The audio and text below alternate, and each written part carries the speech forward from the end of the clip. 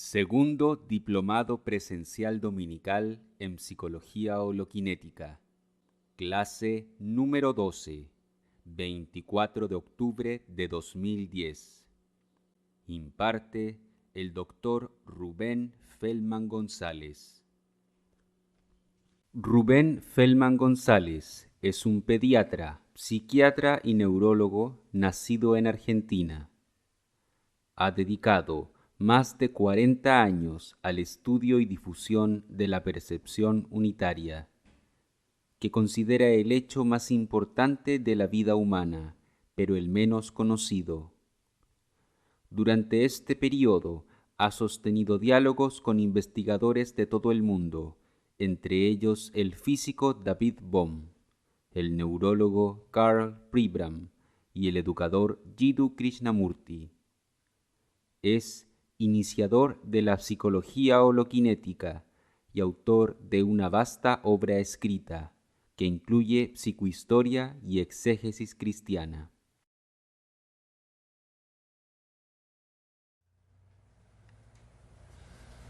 Salud, 24 de octubre de 2010 en Mexicali, México. Vamos a hacer un rápido repaso, pero primero tenemos que decir que sin la percepción unitaria, cualquier cosa que hagamos en cualquier disciplina humana va a producir más desastres, más desunión de la que ya existe. Sin percepción unitaria va a aumentar el desastre. Dicho esto, vamos a preguntarle a Javier, ¿qué te parece, Javier? Un repaso rápido de las cosas fundamentales que hemos visto antes de entrar en exégesis, que es un tema que mucha gente dice que hay que ver. ¿Por qué la percepción unitaria no es técnica? Bueno, la percepción unitaria no es técnica porque no es un proceso que ocurre en el tiempo y no es un proceso como tal. Por lo tanto, como es un hecho neurológico y psicológico, no hay técnica para que ocurra. Ocurre o no ocurre si estamos aquí intentando sentir el peso del cuerpo al mismo tiempo que vamos escuchando el sonido. Claro, y entonces, de la misma manera, tenemos que escuchar todo el sonido al mismo tiempo y no existe técnica para escuchar, ¿no? Exactamente, no hay método. No hay método ni técnica para escuchar, y la percepción unitaria basada en eso tampoco es técnica, por supuesto. ¿Por qué no es filosofía la percepción unitaria, Javier? Bueno, la filosofía es un producto del pensamiento. Nada más. Y si la utilizas o la sobreutilizas, nunca se sale del pensamiento. ¿Y por qué no es metafísica la percepción unitaria, Javier? Bueno, porque la metafísica es un producto al cuadrado del pensamiento. Exactamente. Es otro producto del pensamiento. ¿Un producto qué? Al cuadrado. Sí, y tampoco se sale del pensamiento con la metafísica, ¿no? ¿Y por qué decimos que la percepción unitaria no unifica a la realidad o al universo? ¿Por qué la percepción unitaria no unifica a la realidad? Bueno, porque lo que siente dividido es el observador en percepción fragmentaria. En realidad somos uno y es darnos cuenta de este hecho. Claro. Y que todo en el universo ya está unido, como lo demuestra muy bien matemáticamente y de otra manera David Bohm, y que entonces lo que está unido no hace falta que el yo lo unifique. ¿Se necesita alguna posición corporal para la percepción unitaria? No único. No. En el yoga existen los asanas o posiciones, pero en la percepción unitaria no se necesita una posición particular, porque lo que se necesita solamente es estar cómodo, y cuando uno está en percepción unitaria se pone el cuerpo cómodo buscando el centro de gravedad y una vez que lo encuentra está completamente cómodo sin que haya una fórmula para la posición. ¿Y cuándo no hay que enseñar percepción unitaria, Javier? Bueno, no hay que enseñar percepción unitaria cuando hay diagnóstico de retraso mental. En este caso sí se beneficia a la persona con el intento de la percepción unitaria, pero de los familiares y de las personas que conviven con él. Tampoco en el diagnóstico de esquizofrenia. Y en la depresión sí, pero ya cuando la persona está medicada y ha recuperado el descanso y tiene la energía para intentar la percepción unitaria. Bueno, en el caso del déficit de atención del adulto no se necesita la medicación, ¿no? También la medicación. Y ahora en el niño también, pero también en el niño hay otro factor que hace que sea difícil entender la percepción unitaria. ¿Te acuerdas cuál es? Bueno, es esa estructura de pensamiento de las operaciones concretas hasta que no pasa a las operaciones formales, que más o menos es de los 12 años. Lo cual también se llama pensamiento abstracto. Pensamiento abstracto. O sea, como no puede usar el pensamiento abstracto, no va a aprender percepción unitaria de esta manera que lo estamos haciendo aquí. Dejamos el resto de la pregunta para Yolanda, como lo habíamos planeado. ¿Qué pasa cuando una persona no ha dormido mucho y ha trabajado mucho, no ha dormido bien, ha trabajado mucho o ha estado mucho en los antros y bebiendo y está, por supuesto, en estrés? Queremos intentar la percepción unitaria con esa persona. ¿Qué vamos a encontrar en esa persona? Pues que no va a poder hacerlo porque empieza a sentir por el mismo estrés sueño, ¿no? Cansancio, sueño extremo. Y por lo tanto no puede hacer el intento porque necesita haber descansado. Exacto. Somnolencia. La persona que tiene estrés e intenta la percepción unitaria se va a encontrar con que siente somnolencia. ¿Qué otra cosa? Son tres cosas más. Hormigueo, creo que Hormigueo. es. Y dolor de cabeza. Dolor de cabeza. Y palpitaciones. Muy bien. ¿Te acuerdas cuáles son las complicaciones del estrés de una manera casi cronológica y casi exacta? Empezando por la gastritis, que es lo primero que se ve. Sí, es la gastritis, luego el ritmo cardíaco, ¿no? Alta presión, pérdida de la inmunidad, iba por ahí, ¿no? Pérdida de la inmunidad.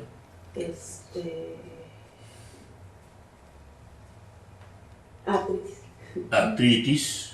Hay síndrome metabólico, ¿cierto? Síndrome metabólico. Sí, lo está viendo en el que habla. Y también en última instancia ideas suicidas y homicidas. ¿Sí? Complicaciones del estrés. ¿Y cómo tratarías tú al estrés? ¿Qué le dirías a esa persona que no siente los beneficios, en primer lugar la paz de la percepción unitaria? ¿Qué le dirías que tiene que hacer? Pues que tiene que trabajar menos y dormir más. Y dormir más. ¿Cuántas horas le recomendarías que duerma por día? Aproximadamente unas 9 horas. Exactamente. Mínimo 8, si es posible 9 horas por día. Cuando en general la gente hoy en día está durmiendo entre 4 y 6 horas por noche, en el mejor de los casos. ¿Por qué decimos, Yolanda, que hay que leer toda la obra escrita? Y si es posible, aún repetidamente. ¿Por qué lo decimos? ¿Será un capricho? No, para poder no solamente entender esto mejor, sino para empezar a pulir un poco el lenguaje.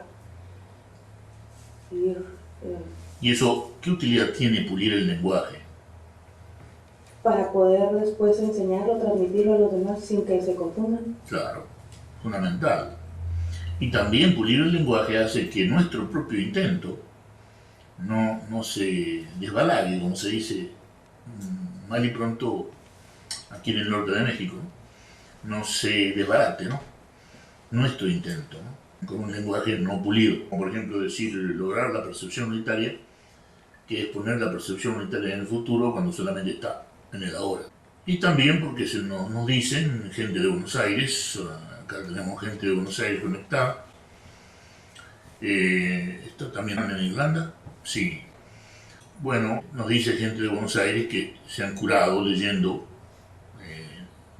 la obra escrita de Percepción Unitaria, que fue escrita en Percepción Unitaria, y al parecer cura.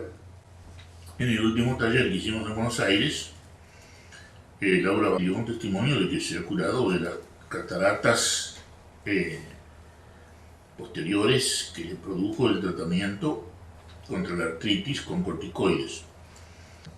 Y hay otras personas que se han curado de otras cosas, leyendo, sin conocer al autor. Y otra cosa que es beneficiosa por leer la obra completamente es que los escritos están basados en varias disciplinas humanas, desde la física y la matemática hasta la epistemología y otras disciplinas, ¿no? Es decir, se ve desde muchos puntos de vista la percepción unitaria en la obra escrita. ¿Y por qué existen dos formas? No, más bien no por qué, sino que puede decirme tú, Yolanda, lo que hemos dicho sobre la liberación de energía por el cerebro, que hay una manera armónica en la cual el cerebro libera energía y una manera que no es armónica. ¿Me puedes dar ejemplo de una y de otra manera de liberar energía por el cerebro, por la corteza cerebral? Liberación armónica de energía y liberación no armónica de la energía. ¿No te acuerdas? No, claro. Bueno, la liberación armónica de energía la da la percepción unitaria. Todo el cerebro, toda la corteza cerebral emitiendo energía armónicamente y energizando y regenerando el organismo. El ejemplo de liberación no armónica es una pequeña lesión de la corteza cerebral que puede dar un gran mal epiléptico, donde se ve la enorme cantidad de energía que libera una pequeña lesión del cerebro y nos da una idea de cuánta energía puede liberar toda la corteza del cerebro en la percepción unitaria.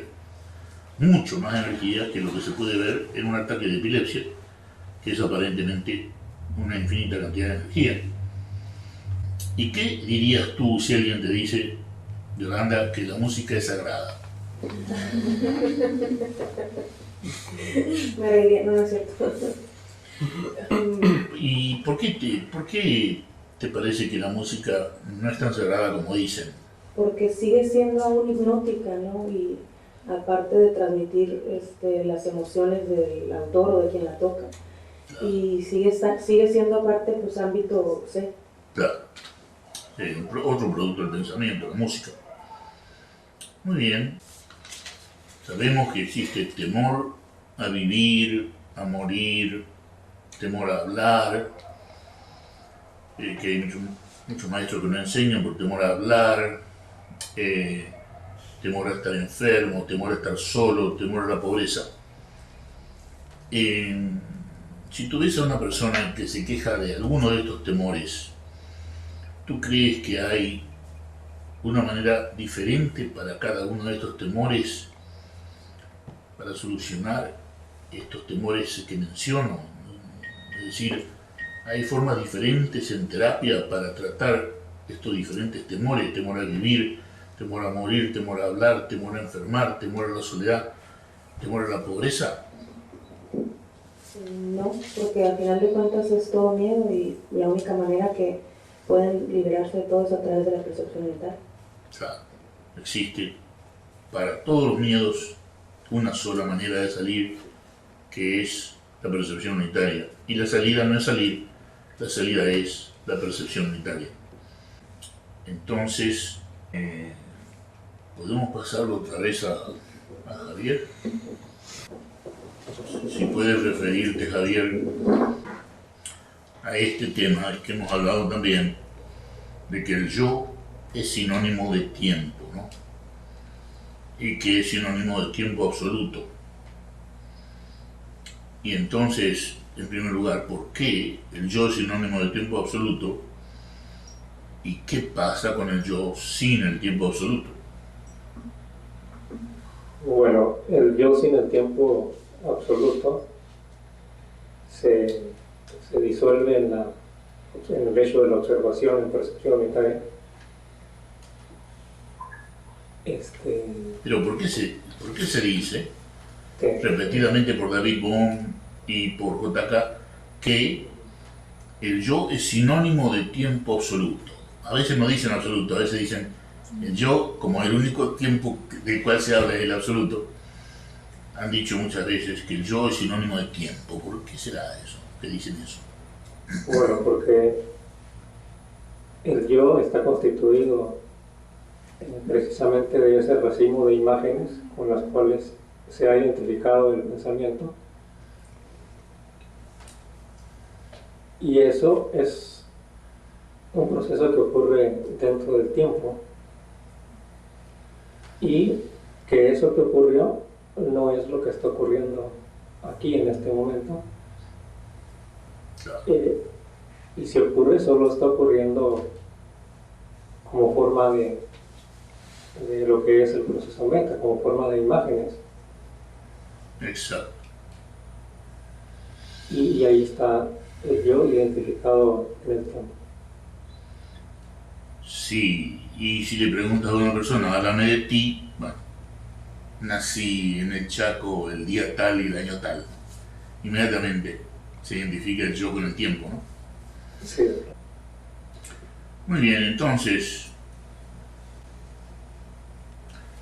ahora podemos dejar esto y me han dicho, me han escrito varios emails diciéndome que tenemos que dedicarnos un poco a la exégesis, es decir, a la interpretación de lo que se llama la literatura sagrada o teológica o cristiana. En realidad lo que yo he dicho por escrito y también en los talleres muchas veces es que existe un cristianismo hasta David Bohm y otro desde David Bohm, ¿no? Y hago la diferencia entre Jesucristo con K y Jesucristo con C, y que el único que conocemos es el Jesucristo con C, ¿no? Pero no conocemos el Jesucristo con K, que es el original, en primer lugar porque por equivocaciones no intencionales de traducción, el Jesucristo original se transmitió muy mal. Por ejemplo, hemos hablado de la palabra metanoia, que no es arrepentimiento ni conversión necesariamente, sino que quiere decir vayamos más allá del pensamiento. Vayamos más allá del pensamiento o vayamos aún más todavía, más allá de todo lo que conocemos. Y en Juan capítulo 3 se habla de nacer del aire, ¿no? Nacer del aire. Porque el libro de Juan se divide en el libro de las señales y en el libro de la gloria, ¿no? Primero se habla de las señales que hizo Jesús, el Evangelio de Juan, y luego de la gloria, ¿no? Que es cuando fallece, se sepulta en la tumba de José de Arimatea y resucita, ¿no? Ese es el Evangelio de Juan llamado el libro de la gloria. Pero el libro de las señales es la primera parte, y ya en el capítulo 2 comienza Juan a hablar de Jesucristo. En el capítulo 1 es el único, Juan es el único evangelista que habla de Jesucristo antes de ser ser humano, ¿no?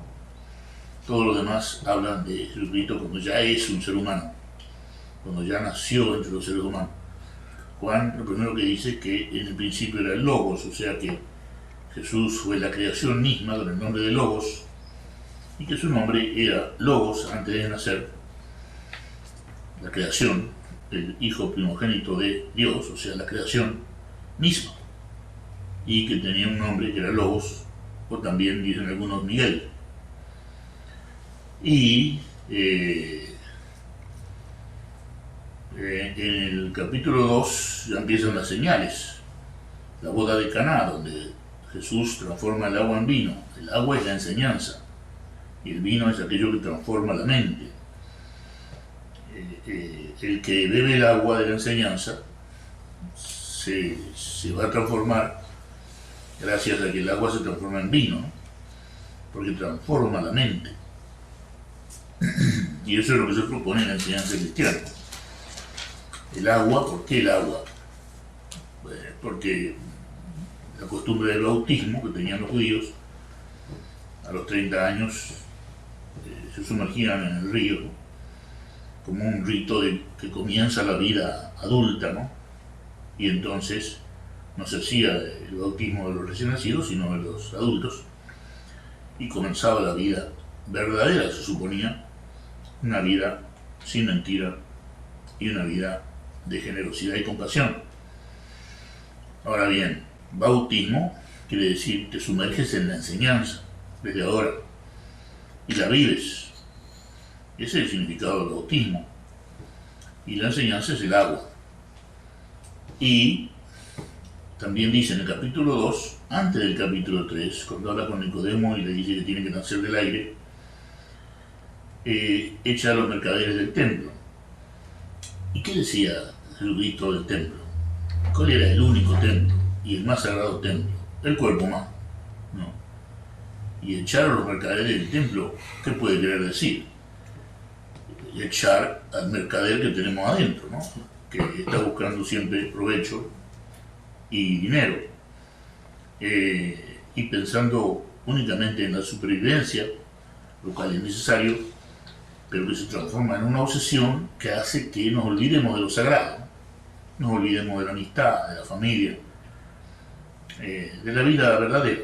Entonces, echar a los mercaderes del templo es un consejo que da Juan en su evangelio muy temprano, inmediatamente después de la primera señal, que es transformar el agua en vino, ¿no? Transformar la enseñanza en algo que transforma. También hemos visto que hay una diferencia entre cosmon y uranon. Cosmon es traducido como mundo, ¿no? Se empequeñece la traducción al idioma, a los idiomas europeos, ¿no? En inglés world, ¿no? Se traduce la palabra cosmon, porque en realidad cosmon quiere decir cosmos, quiere decir el universo en orden, así como caos quiere decir el universo en desorden. Cosmon y Urano, ¿no? El cosmo y el cielo son las divisiones que hace el cristianismo original de la realidad, y que en cada lugar del universo está Cosmos y está Urano, ¿no? Y que cada uno de nosotros tiene que elegir vivir en Cosmos, ¿no? Más traducido como el mundo, o en Urano, en el cielo, ¿no? Y cuando Jesús recomienda crecer y reproducidos, por supuesto se refiere a que crezcamos y que nos reproduzcamos en el Urano, ¿no? Que es en el cielo, no es en Cosmos, no es en el mundo, no es necesariamente de manera material, y sino de una manera espiritual, ¿no? O sea, que se enseñe la enseñanza. Y también existe un rey del cosmos, que es Satanás, y un rey de Urano, que es Jesucristo. Y entonces, esas dos palabras, lamentablemente mal traducidas, son fundamentales para entender la enseñanza cristiana original. Y existe entonces una resurrección en cosmos, que es metanoia, ir más allá de todo lo que conocemos, y una resurrección en Urano, que Jesucristo le llama anastasis, sustantivo para decir estar arriba. No es un verbo, es un sustantivo, estar arriba. Ahora, cuando Jesús muere, resurrecciona, ahí se vuelve un verbo, pero solamente en ese caso. Y deja la anastasis, que es la resurrección, que es un sustantivo, para todo el resto de los seres humanos, y por lo tanto no es una cosa que se pueda hacer por un ser humano, sino que va a ocurrir cuando el ser humano haya establecido una afinidad con el hecho de estar arriba de la condición humana, anastasis quiere decir estar arriba de la condición humana, y ese hecho va a ocurrir si es que se ha establecido una afinidad con el hecho de estar arriba de la condición humana durante la vida. ¿Por qué? Porque esa persona ha vivido en metanoia, o sea, más allá de todo lo conocido.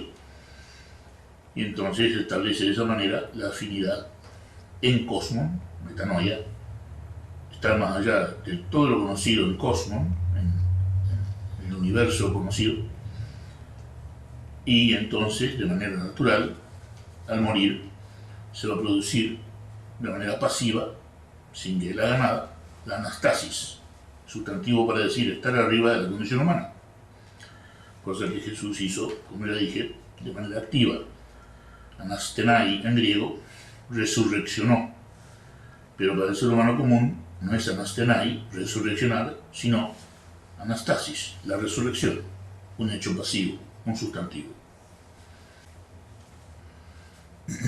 Una cosa muy interesante que dice Pablo es que la creación gime desde su comienzo.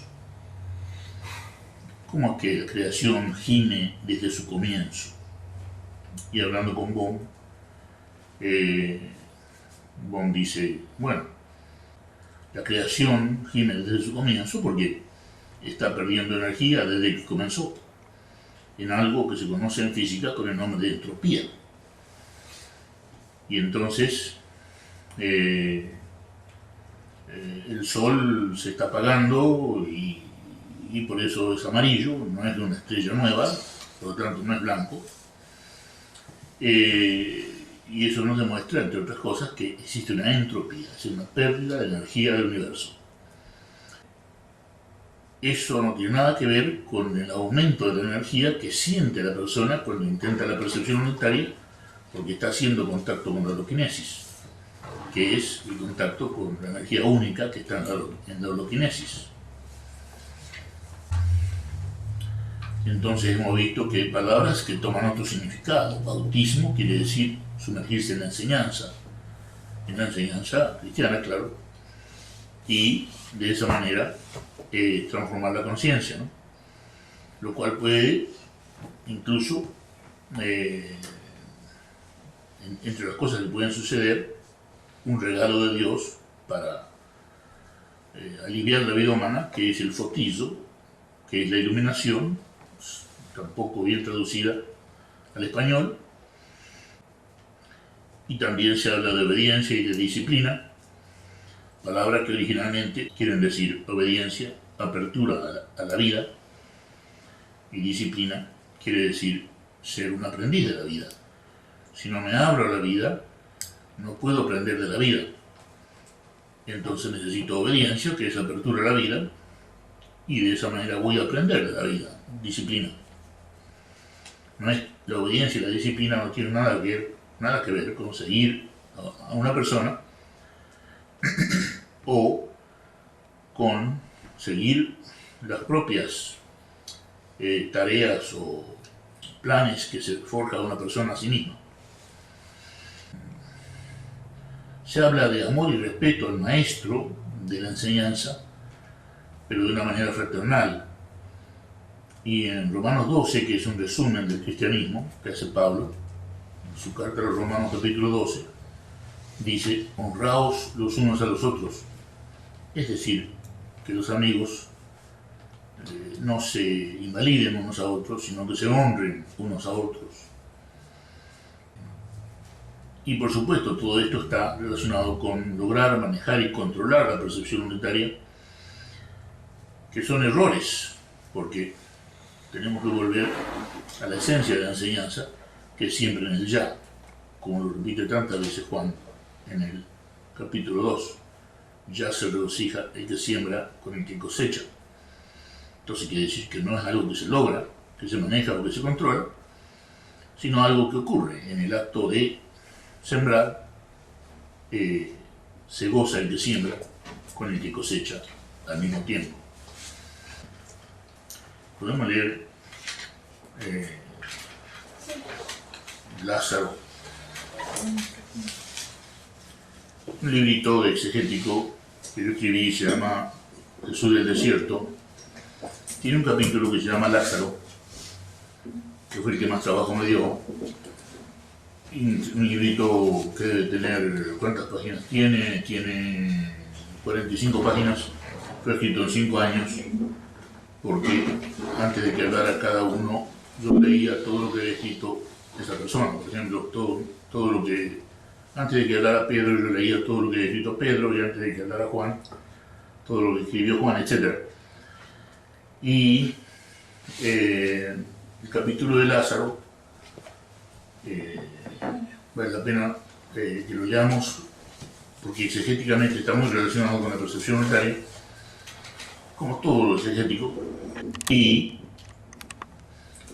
Jesús del desierto se trata de, precisamente, se trata de que Jesús ya resucitó a Lázaro y que fue a pedido de Marta y de María, que eran las hermanas de Lázaro, y para que ellas pudieran creer, resucita a Lázaro, no sin antes llorar por primera vez en el Evangelio. Jesús llora porque tiene que traer otra vez a la vida que termina en la muerte a su amigo Lázaro. Y una vez que lo trae a la vida, hay un banquete, lo que se llama en griego ágape, que también es sinónimo de amor, y amor social, ¿no? Así como eros es el amor de hombre y mujer, y filos es el amor de padres e hijos, hay un ágape, o sea, un amor social, ¿no? Y en ese ágape, Marta sirve, con el nombre de diácoin, de ahí viene la palabra diácono, el que sirve, y sirve la comida, mientras María le unta los pies a Jesucristo con un ungüento de nardo, que era muy aromático y extremadamente caro porque era importado de la India. Incluso Judas se queja, ¿por qué gastar tanto, ¿no?, en ungüento de nardo, cuando hay tanta gente que sufre que le podríamos dar el dinero a los pobres? Y María le unta los pies a Jesús. ¿Por qué le unta los pies a Jesús? Porque después que Jesús resucita a Lázaro, todos comprenden que Jesús está condenado a muerte. ¿Por qué?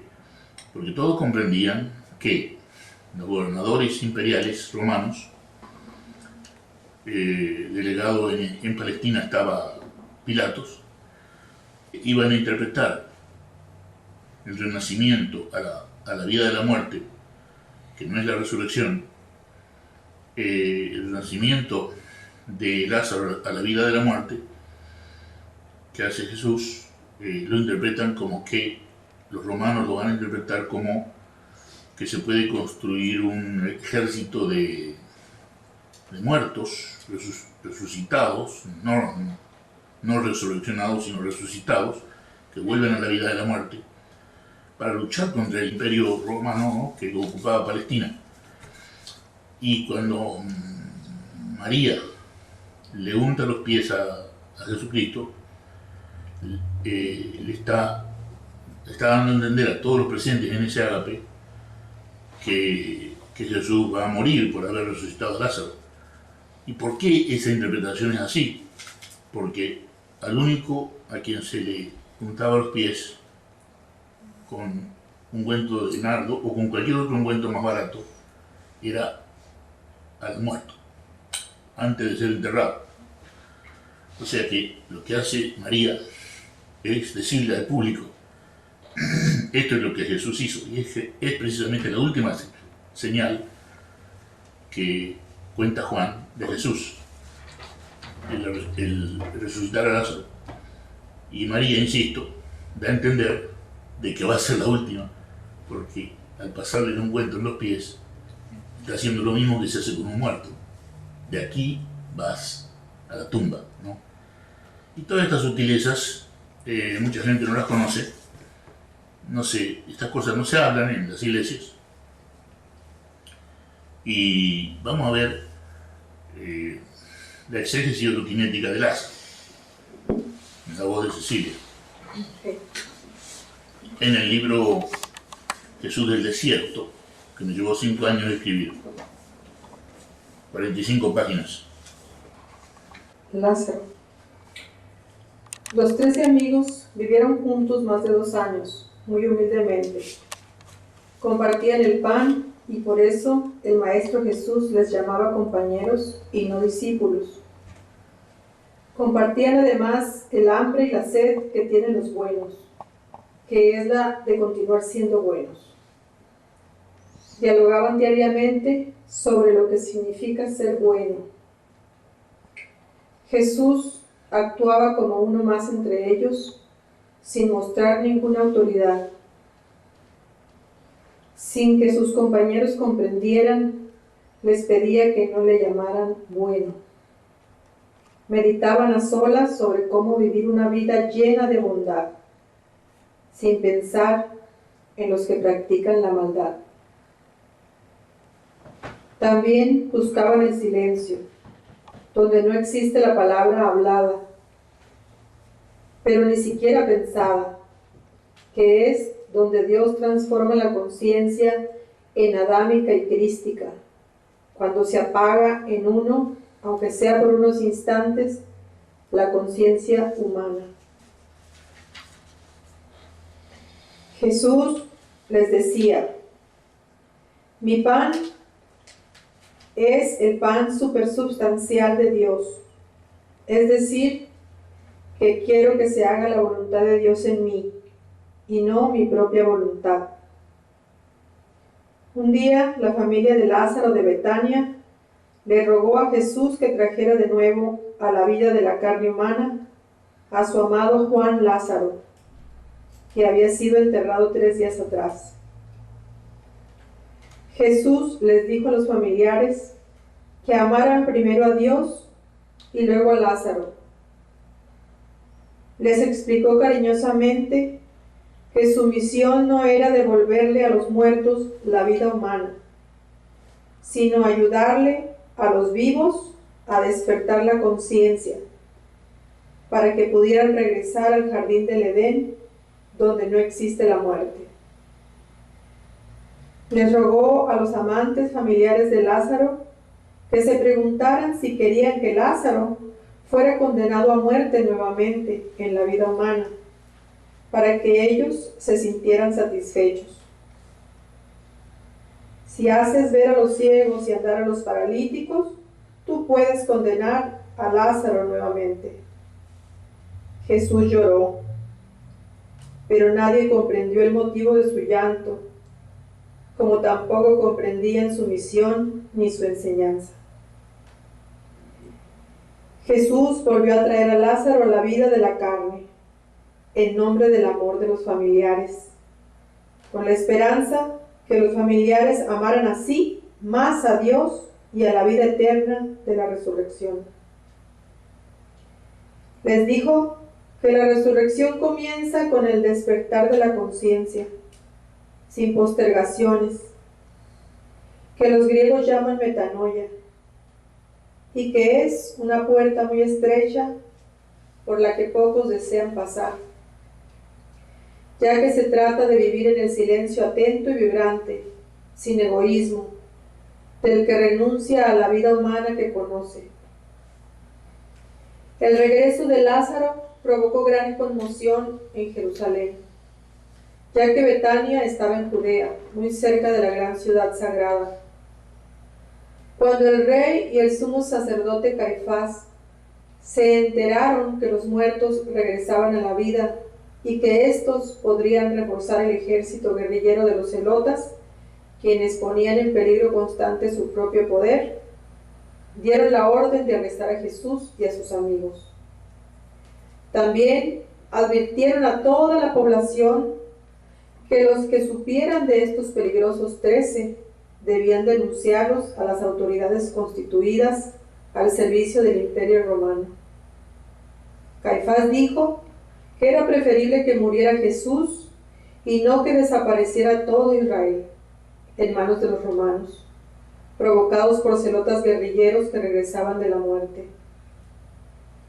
Transcurría la segunda parte de los 40 días de ayuno de la Cuaresma, cuando los 13 se escondieron en casa de un simpatizante de ellos, en la villa de Efraín, en la frontera con Samaria, en el desierto que comenzaba al norte de Jerusalén, más allá de Betel.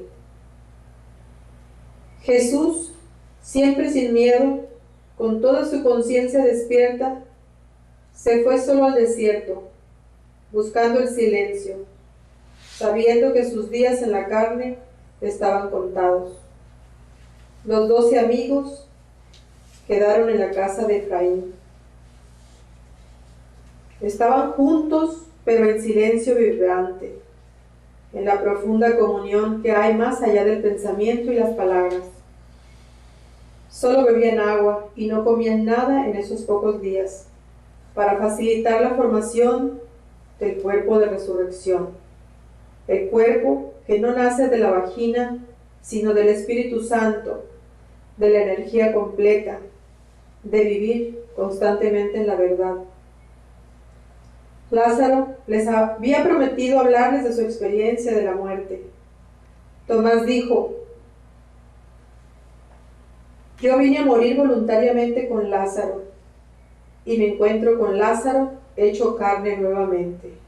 Es muy triste todo esto. Bartolomé Natanael afirmó: Lázaro podría estar ahora en la más gloriosa luz del gozo y en la paz más verdadera, y tendré en cambio que volver a comer para vivir, trabajar para comer, y ver solo puntos de luz en el cielo de la noche, pudiendo estar en el regazo del total amor de Dios. Tendrá ahora que soportar el amor regañón y exigente de sus hermanas y su madre. Ahora le será mucho más difícil vivir en la carne, y le será mucho más fácil morir otra vez. Cada uno veía a Lázaro basado en sus propias experiencias pasadas. Aún no lo habían mirado con la mente limpia, sin las manchas de los ayeres. Mateo dijo: Lázaro tendrá ahora que soportar el odio envidioso de sus vecinos, la persecución constante del ejército y los sacerdotes, las preguntas repetidas de los que nunca se decidan a entender, el abandono de sus anteriores amigos temerosos y demasiado conmovidos para reanudar la relación de siempre, y la seducción de las muchachas bien alimentadas, que querrán parir un Mesías con Lázaro y le dirán que lo aman hasta que tengan su hijo. Tendrá que pagar el duro precio de estar vivo en nuestra carne humana. Hambre y sed, miedo, rabias, celos, tristezas, guerras pérdidas y lutos, obsesiones asesinas y suicidas, la necesidad de desear lo innecesario, sangre, huesos, desprecios, chismes, esfuerzos vanos, enfermedades, heces y orín. Tomás Dídimo, identificado con las palabras de Mateo y encantado con ellas, solo agregó: es otra vez un esclavo y un prisionero de su cuerpo.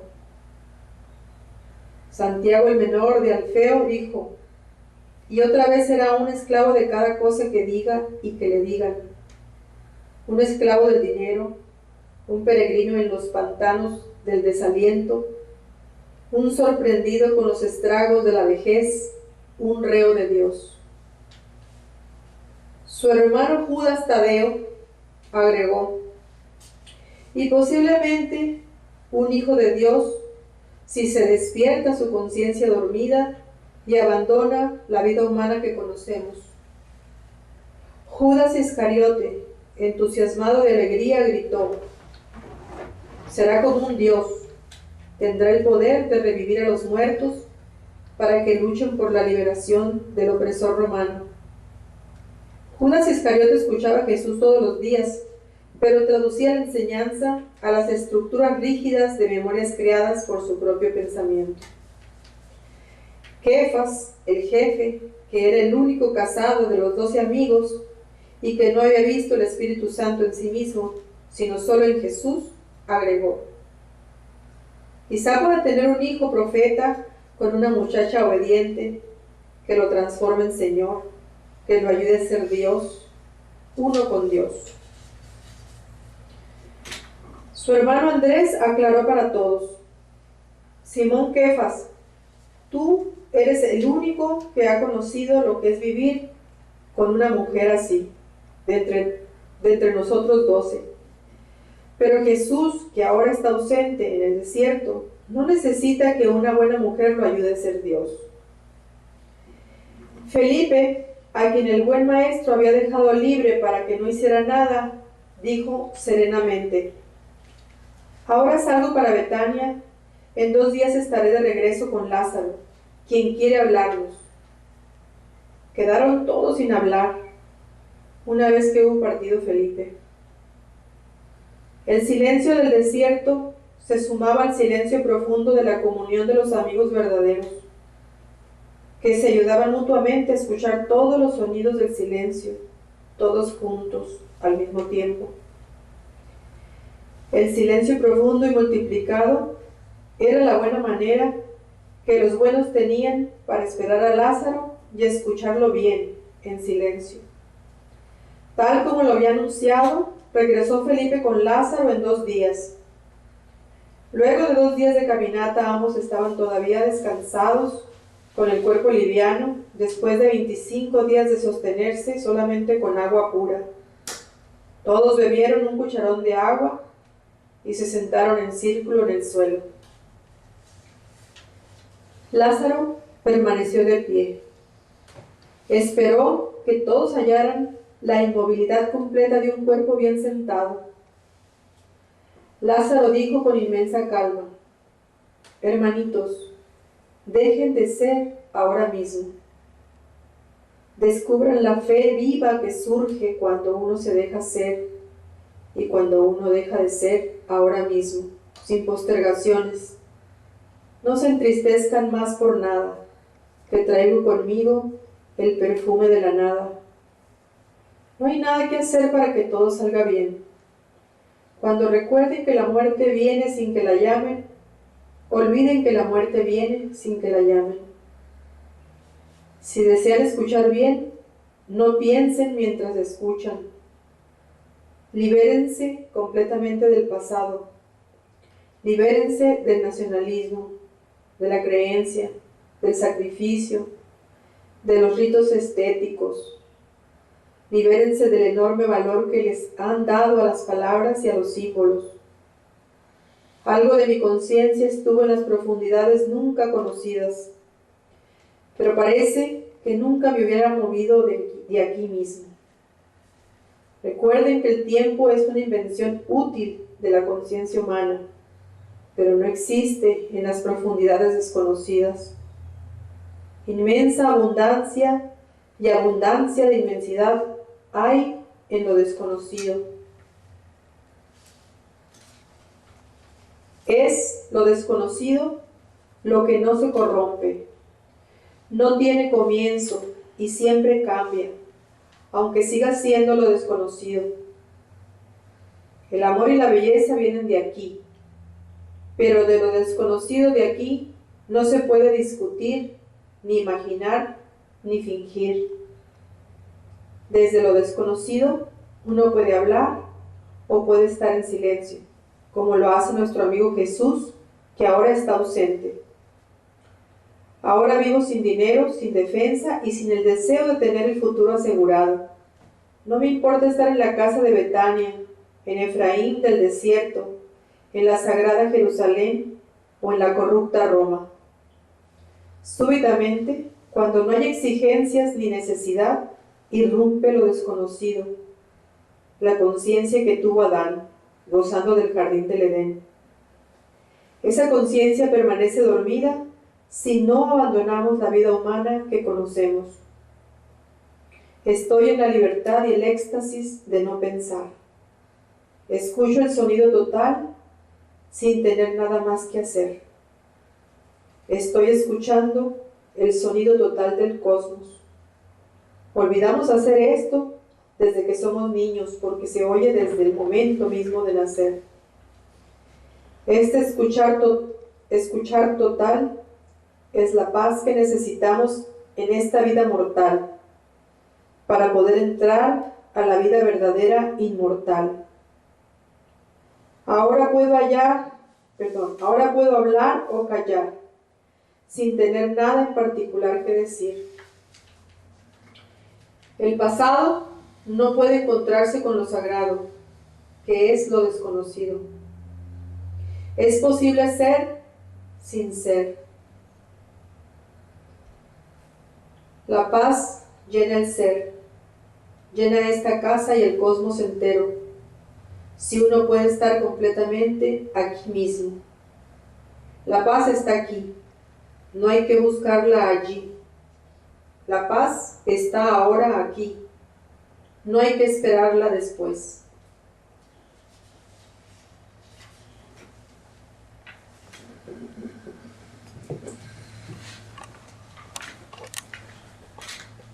Capítulo Lázaro del libro Jesús del Desierto.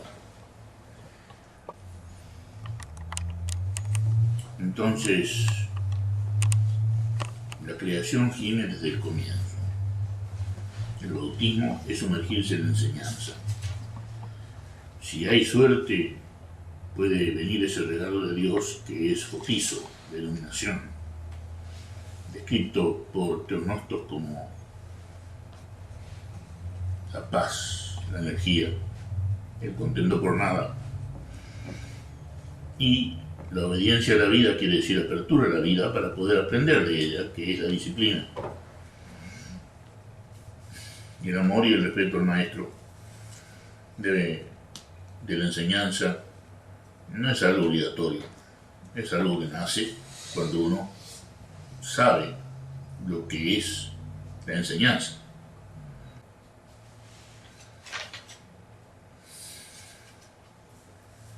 Y entonces el libro de señales de Juan, el Evangelio de Juan, se divide en el libro de señales, que es la primera parte, termina cuando María le unta los pies con el ungüento de nardo carísimo, importado de India, a Jesucristo, anunciando de que ya era un muerto, de que ya estaba condenado a muerte por haber traído a Lázaro a la vida. Y entonces vemos que existe una exégesis holoquinética, que nace, por supuesto, con el concepto de holoquinesis en ciencia. No es que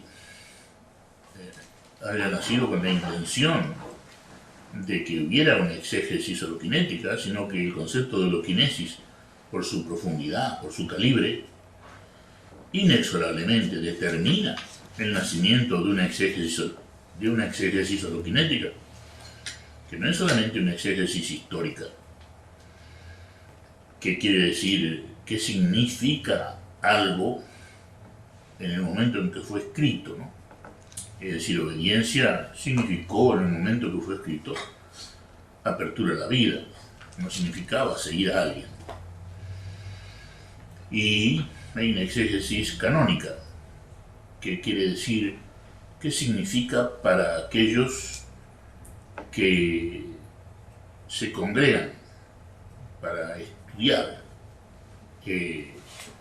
las palabras escritas, y una exégesis racional, que es la exégesis holoquinética, que es qué significa lo que fue escrito, por ejemplo, en los evangelios, en el primer siglo de la era cristiana, hoy. Es decir, la exégesis racional holoquinética es para el hombre de hoy, es para la generación de hoy, porque si no, no tendría ningún valor en absoluto. ¿De qué vale que el Evangelio, o los Evangelios o el Nuevo Testamento hayan sido escritos para gente de 2000 años atrás? No es así, tiene su valor hoy. ¿Y qué valor tiene hoy? Eso es lo que tenemos que descubrir con una exégesis racional, no con una exégesis formulada, una exégesis filosófica o una exégesis metafísica, que son meros productos del pensamiento. Y entonces, qué interesante que Mateo y Lucas inician su evangelio con el nacimiento de Jesucristo. Cuando decimos Jesucristo, lo decimos con K y con S al final, que es el nombre original de él. En la carne, ¿no? Cuando nace como ser humano. Y Mateo y Lucas inician el evangelio con el nacimiento de Jesucristo. Sin embargo, Marcos inicia su evangelio con el bautismo de Jesucristo a la edad de 30 años más o menos, porque parece que Jesucristo nació cuando se hizo el censo romano en el año 4 antes de la era cristiana. Es algo que se conoce por la historia, no se conoce por el Nuevo Testamento. ¿En qué momento se hizo el censo? En el año 4 antes de la era cristiana. Y bueno, en Marcos comienza su evangelio en el momento del bautismo. Así que Jesús tendría entre 30 y 34 años de edad.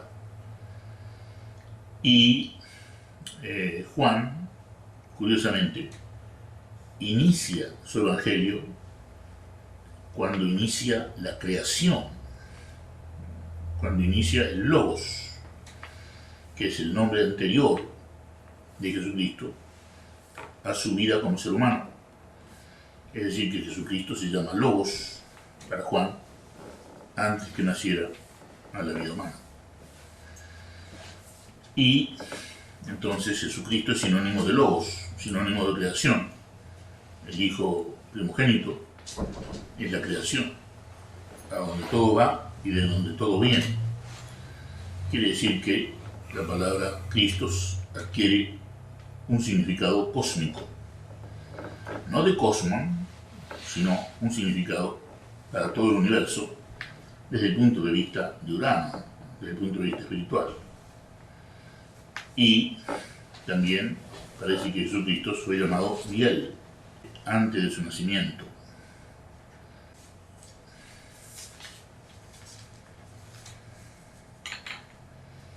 Tenemos aquí algo sobre el lenguaje que también sería bueno que veamos, que es la epistemología del lenguaje, que es muy cortito y que está en, hasta donde dice interlocutores, una página en La Pasión por el Silencio, que es la segunda parte del libro. La mente también es percepción unitaria, diálogo con una colega médica.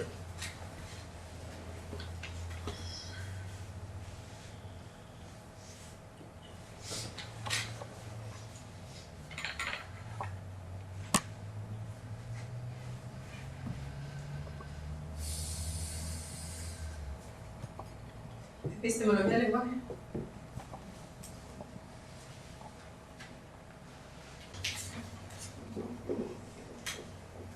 Epistemología del lenguaje. Doctor Rubén Ferma González. Siempre les ruego a quienes participan en diálogos conmigo que seamos consistentes en la terminología para alcanzar precisión epistemológica en las definiciones, explicaciones y descripciones referidas a la percepción unitaria. Sin hacer esto, no es posible el diálogo profundo que necesitamos sobre la percepción unitaria. La primera paradoja es formular desde la memoria verbal claramente un hecho mental, la percepción unitaria, que no es de la memoria. La mente es más que meramente memoria, es también percepción unitaria. La mente es la interfaz entre la materia, memoria y pensamiento, y la energía, la percepción unitaria. La percepción unitaria no puede ser más que reificada en la memoria, el pensamiento y el conocimiento. Por eso tiene que ser vivenciada en los hechos. Pensar acerca de la percepción unitaria no es vivir en la percepción unitaria. Existe una añoranza natural por la paz silenciosa de la percepción unitaria, que se expresa físicamente en el bostezo, el orgasmo y la carcajada por la enorme tensión que crea en el sistema muscular. Una vida vivida meramente en la percepción fragmentaria de la memoria-pensamiento. Esa tensión cesa en percepción unitaria, o bien solo se alivia transitoriamente en el bostezo, el orgasmo y la carcajada, que constituyen la zona fronteriza, no verbal, que anuncia, generalmente sin éxito, el primer silencio de la percepción unitaria. Este primer silencio es la suspensión del lenguaje cuando éste no es necesario. Como no existe información o educación en nuestra cultura sobre el hecho más importante de la mente, la percepción unitaria, las distensiones fisiológicas rara vez nos introducen en el edén psicológico de la percepción unitaria. Muchas veces nos sentimos aislados y solitarios en el exilio psicológico que es sobrevivir meramente en el ámbito de la memoria y el pensamiento, el conocimiento, el lenguaje y la imaginación. En ese ámbito de percepción fragmentaria nos movemos como sonámbulos autómatas. El hogar de la mente es la percepción unitaria. La humanidad, hace muchos siglos, fascinada por la adquisición del lenguaje, dejó el hogar psicológico que es la percepción unitaria, dejó el Edén. Así se condenó al triste destino de la acción automática y condicionada, la acción hipnótica. El destino de la vibración grosera y mezquina que proporcionan el miedo, la rabia y la tristeza. En este ámbito egoico, egoísta o tribal, de mera supervivencia, es donde se inventan enemigos y guerras que no han cesado en los últimos 5000 años de historia escrita. Mutuamente nos estimulamos para sostener por milenios esta fragmentaria percepción. El conflicto y el aislamiento son los productos inexorables de la memoria y el pensamiento. La paz y la comunión, así como la acción espontánea, solo perduran en la percepción unitaria. Intentar constantemente la percepción unitaria hará que la humanidad se regenere y retorne a su hogar psicológico natural. Esto es por un triple mecanismo: el intento individual constante de la percepción unitaria, la holoquinesis y el experimento de Einstein, Podolsky y Rosen. Fue por un conjunto coherente de inferencias, después de mi primera experiencia de aquello en 1978, y luego gracias a los diálogos que sostuve con David Bohm y Jiddu Krishnamurti, que comencé a usar las palabras percepción unitaria. Me parece la manera epistemológicamente más correcta de referirse al hecho, no la idea, de la paz más significativa de la mente humana.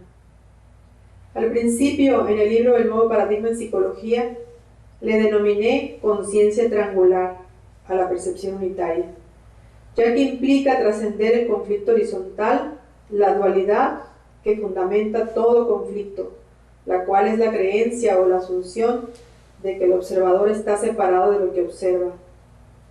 La conciencia triangular es la observación que abarca al observador y al observado al mismo tiempo. Hay que enfatizar esto: al mismo tiempo, ya. Tenemos que hablar del bendito océano de la percepción unitaria, desde la tierra firme de un lenguaje coherente. Le llamé al principio conciencia esférica o circular, a lo que ahora denomino el segundo silencio o aquello. Aquello, lo inefable, es la contingencia bienaventurada y pacífica de la percepción unitaria. Creo que la conciencia esférica o segundo silencio o aquello es la vida verdadera, algo que va mucho más allá de nuestra mera supervivencia conflictiva, separatista, miedosa, codiciosa, solitaria y degenerativa. ¿Tiene usted alguna pregunta o comentario sobre todo esto? Rubén, Georgina soy. Hola. Georgina, salud Georgina. ¿Cómo andas? Cuando vos dijiste que a Jesús lo llamaban Miguel, ¿era por el arcángel Miguel? Parece que sí, parece que por lo menos muchos teólogos dicen que son la misma persona, porque nació con la creación, igual que el hijo primogénito de Dios, que se supone que es Jesús, ¿no? Jesús en la vida terrenal, pero Logos en la vida antes de nacer. Y algunos dicen que también es Miguel, pero todo esto es teología, ¿no? No nos olvidemos. O sea, interpretaciones diferentes de las palabras, ¿no? Miguel, por otra parte, ¿qué es lo que hace? Se ocupa de cuidar a los enfermos, ¿no? O sea, cuida de la salud. Ahora, la palabra salud, ¿de dónde viene? Viene de salvación. O sea que Miguel, ¿de qué se ocupa? De salvar, ¿no? De salvar de la enfermedad. ¿Qué enfermedad? La condición humana. Y en eso se identifica con Jesús. ¿Y cuál es su tarea? Soter. Soter en griego quiere decir la salvación. Pero en latín, que es más cercano al español, se dice salvar, ¿no? O sea, darle salud, ¿no? A la humanidad. O sea, la salud máxima es la salvación, la resurrección, que es la libertad de la condición humana, ¿no? No sé si te estoy contestando, Georgina. Sí, gracias. Sí, todo esto es teología, pero interesante de verlo porque es necesario que las palabras tengan vida, ¿no? De lo contrario, mueren las palabras si no le damos su significado y no las dialogamos, ¿no? No sé si te he contestado, Georgina. Sí, gracias. Gracias. Entonces, acá estaba Ignacio con un no sé si pregunta o comentario.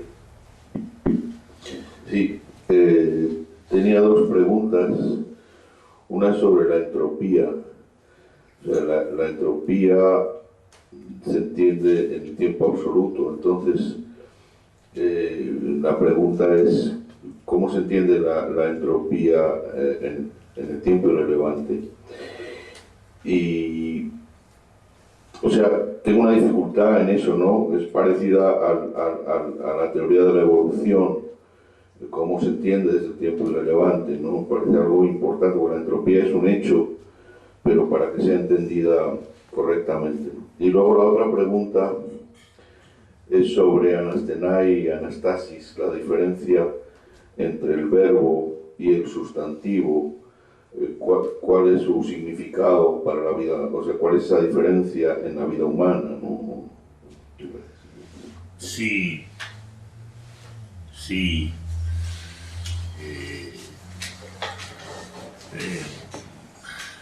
En primer lugar, anastenai es lo que hizo Jesús. Y está en el Nuevo Testamento, no es mío. Jesús anastenai, o sea, resurrecciona. Y vuelve luego 40 días después de la resurrección. Ahora bien, incluso se aparece a 500 personas, etc. Después de la resurrección. ¿Qué él hizo? Porque lo que se usa en griego, cuando uno lo lee en griego, no cuando uno lo lee en los idiomas europeos, cualquiera de ellos, donde siempre la palabra es resurrección, pero en griego Jesús anastenai, quiere decir que él hizo su propia resurrección, porque él es el Hijo de Dios. Y él es uno con Dios en la Trinidad. Y entonces él vuelve a lo que siempre fue, la creación. Pero nosotros no somos más que criaturas, ¿no? O sea, somos pasivos, hemos sido creados. Por lo tanto, no podemos ejercer la resurrección, anastenai, sino que para nosotros la resurrección, y lo dice también el Nuevo Testamento, es anastasis, no es anastenai. El ser humano tiene la anastasis como promesa, ¿no? La promisión, ¿no? ¿La misión cuál es? Vivir una vida de metanoia, porque hay una promisión, ¿no? Antes de la misión está la promesa de la anastasis, que es que dejar la condición humana, ¿no? Dejar de reencarnar, dirían los antiguos, ¿no? Ahora, eso en cuanto a anastasis y anastenai, más o menos es fácil de entender. Pero no es porque se haya declarado nunca en los idiomas españoles, sino porque lo entiende alguien que lee el Nuevo Testamento en griego únicamente. Pero esto no está muy aclarado para vamos a decir así, el ego que va a la iglesia de la esquina. Esto no se aclara nunca, que yo sepa. Y en cuanto a la entropía, es un drama, porque cuando yo hablaba de entropía con Bohm, él decía que la entropía era otro concepto conveniente, ¿no? Así como el Big Bang, ¿no? El Big Bang, él decía, tiene mucha fama porque un papa dijo que era una buena explicación de la creación. Claro, porque hay un comienzo, ¿no? Sin embargo, el que entiende un poco de teología sabe que la eternidad no tiene comienzo y no tiene fin. Lo único que tiene comienzo es el pensamiento y también tiene fin, ¿no? Por eso es que el pensamiento no se consideraría dentro de lo sagrado, porque no está en la eternidad el pensamiento. El pensamiento está en el tiempo, ¿no? Igual que el yo, ¿no? Y la eternidad lo pasa por aquí, siempre aquí, pero nunca la eternidad es otra cosa que algo que ocurre solamente aquí. Y entonces, cuando hablábamos de entropía con Bohm, él decía que era algo parecido al Big Bang, ¿no? Una cosa conveniente para los conocimientos que le convienen a las organizaciones religiosas, ¿no? Y él decía de que había ejemplos en el mismo cosmos actual de situaciones en las cuales parecía que la entropía no era una ley, digamos, general para todo lo que ocurre en el universo. Parece que hay situaciones en las cuales se recrea, ¿no? En el universo mismo se están recreando cosas, ¿no? Aparecen estrellas, todavía siguen apareciendo estrellas, y entonces quiere decir que eso de la entropía puede ser puesto en duda. Si bien yo le pregunté a vos, una de las primeras preguntas mías fue sobre la entropía. Sí, le dije en un telegrama que le mandé, le dije, cuando viví aquello en Frankfurt, cuando llegué a Estados Unidos, le mandé un telegrama. Dije, viví algo en Frankfurt que me parece que fue vencer la entropía, por la gran energía que yo sentía.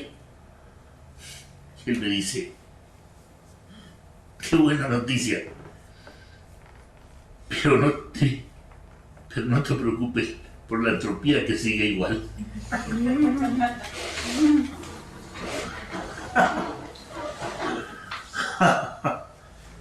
Sí, claro, él andaba como un físico. Por ahí te decía cosas de que hay situaciones donde hay cosas nuevas, ¿no? Y parece que fueran antientrópicas, porque si aparece una estrella, entonces ¿cómo? Se está perdiendo la energía, entonces ¿por qué aparece una nueva estrella, no? Son cosas que yo realmente no entiendo del todo. y yo creo que nadie la entiende del todo. Pero hablar de la entropía es meterse en camisa de 11 varas en la física. Pero se ha hecho en teología la relación entre de que la creación está gimiendo desde su comienzo, cosa que dice asombrosamente Pablo. Bueno, si está gimiendo desde su comienzo, creo que Romanos 13, si no me equivoco, si está gimiendo desde su comienzo, quizás sea la entropía, ¿no?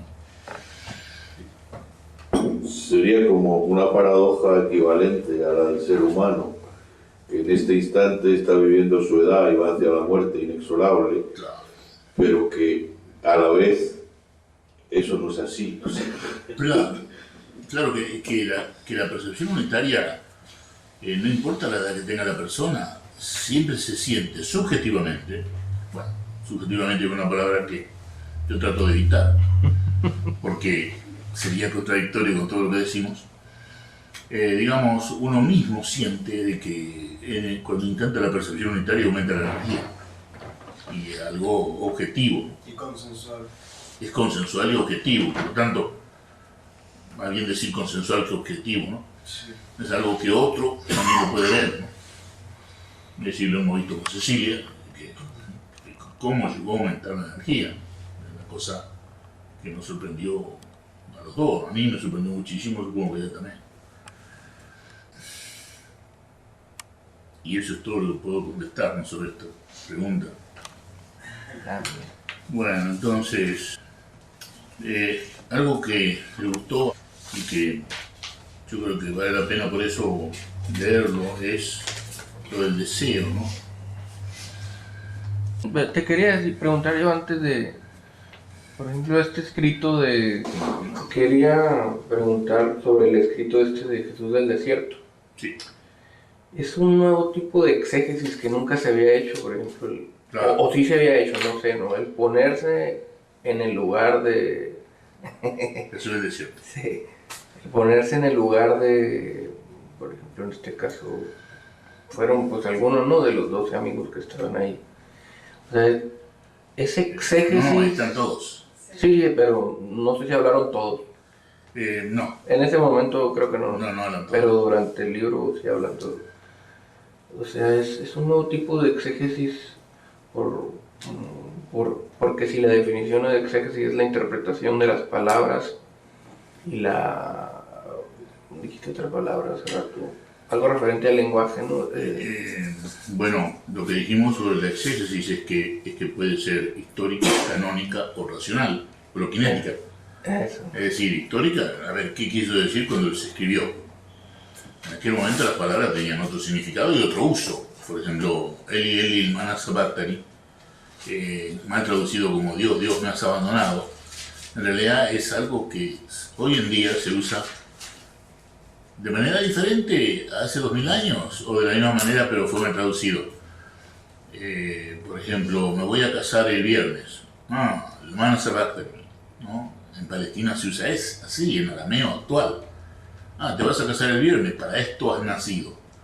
El Mana Sabachthani. Quiere decir que las palabras de Jesús serían, no, Dios, Dios, me has abandonado. Eli, Eli, el Mana Sabachthani. Sino que, Dios, Dios, para esto he nacido. Muy diferente, muy diferente. Entonces, estamos hablando de una exégesis que nos presenta un Jesucristo diferente. Por eso digo que hay una exégesis hasta Bonn y otra desde Bonn, ¿no? A partir de la holoquinesis, porque nos permite y nos obliga, casi nos obliga a pensar de una manera más actual, ¿no? Actualizar la interpretación de lo que está escrito, ¿no? Y en Lázaro, yo sabía que había que reinterpretar a Lázaro, como lo dice en este capítulo, pero no es nada que no esté en el Nuevo Testamento, simplemente que está reinterpretado, ¿no? Sí. Esa era tu pregunta. Sí, lo digo porque si alguien, me pongo en el lugar de alguien que quisiera refutar, pues, ¿no? y pueda decir, eso nunca se dijo en ninguna parte, ¿no? O sea, están poniendo Bueno. palabras donde no había. Bueno, lo que hace cualquier exégeta, ¿no? Bullman es uno de los más conocidos y cualquier otro, es que sí, que usa otras palabras para poder explicar las palabras que está explicando, porque no podemos explicar la palabra peine diciendo peine. Tiene que decir, es un instrumento que usan los calvos para pelearse por las Malvinas.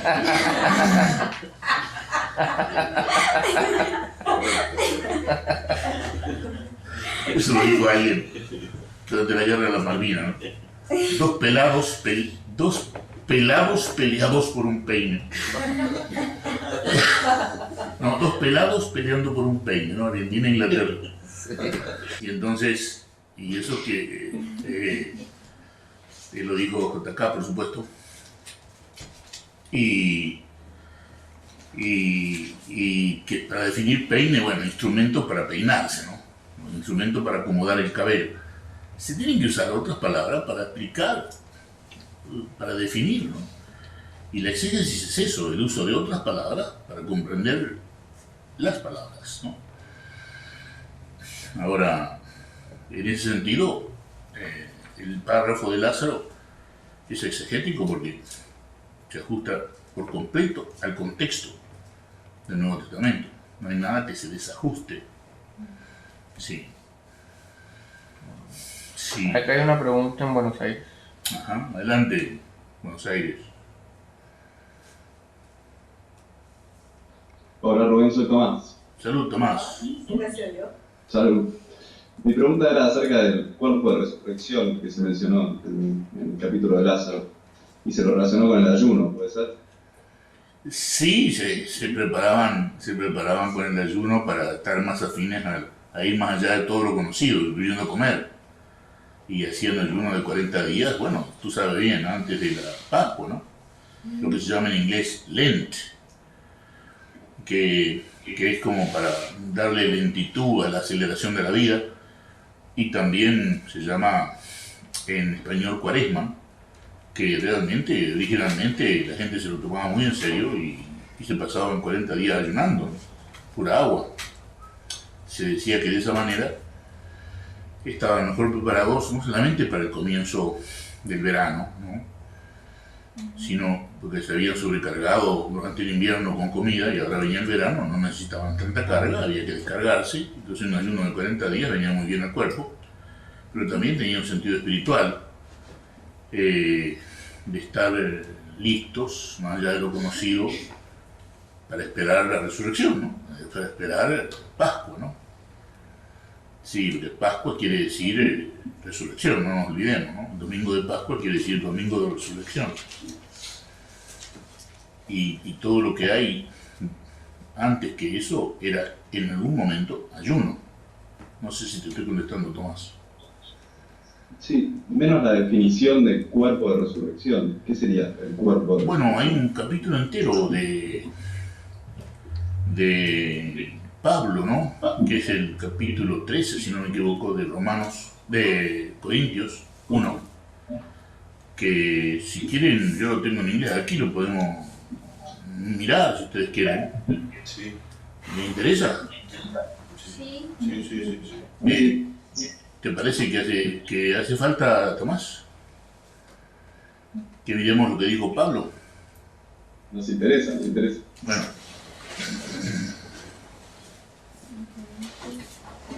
Lo tengo en inglés, así que seguí traduciendo. Es el 15 que habla de la resurrección. A ver. Creo que es el 15. Acá está. Si Cristo ha predicado de que Él fue levantado de los muertos, ¿por qué algunos entre ustedes dicen de que no hay resurrección de los muertos? Pero si no hay resurrección de los muertos, entonces Cristo no se ha levantado, o sea, no ha salido de la condición humana. Y si Cristo no se ha levantado, entonces predicar es algo vacío y toda la fe es algo vacío. Sí, Y encontramos falsos testigos de Dios porque han testificado de Dios de que se ha levantado, de que Dios levantó a Cristo, pero Él se levantó a sí mismo. Porque si los muertos no se levantan, entonces Cristo no ha sido levantado. Y si Cristo no ha sido levantado, vuestra fe es fútil, insignificante, y todavía están en la condición humana. Entonces, todos aquellos que se han dormido han perecido. O sea, los que han muerto han dejado de existir, ¿no? Hay una palabra que es Gehenna, que en hebreo es Sheol, que se refiere no al infierno, sino a un lugar a donde van los que han muerto antes de morir, ¿no? Las personas que se sienten muertas antes de morir y dejan de vivir la vida antes de morir físicamente, van no al infierno, sino a un lugar que se llama Gehenna, que era un valle que estaba cerca de Jerusalén, y están allí ¿para qué? Para ser destruidos por completo, o sea que dejan de estar vivos en el infierno o en el cielo, sino que pasan a desaparecer por completo como entidades, ¿no? Es una tercera palabra que mucha gente no conoce del cristianismo, ¿no?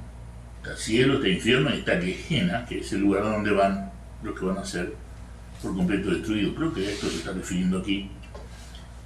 Y entonces todos aquellos que se han dormido han perecido, ¿no? Desaparecieron. No van ni al cielo ni al infierno, ¿no? Los que se han dormido, ¿no? Los que han muerto antes de morir.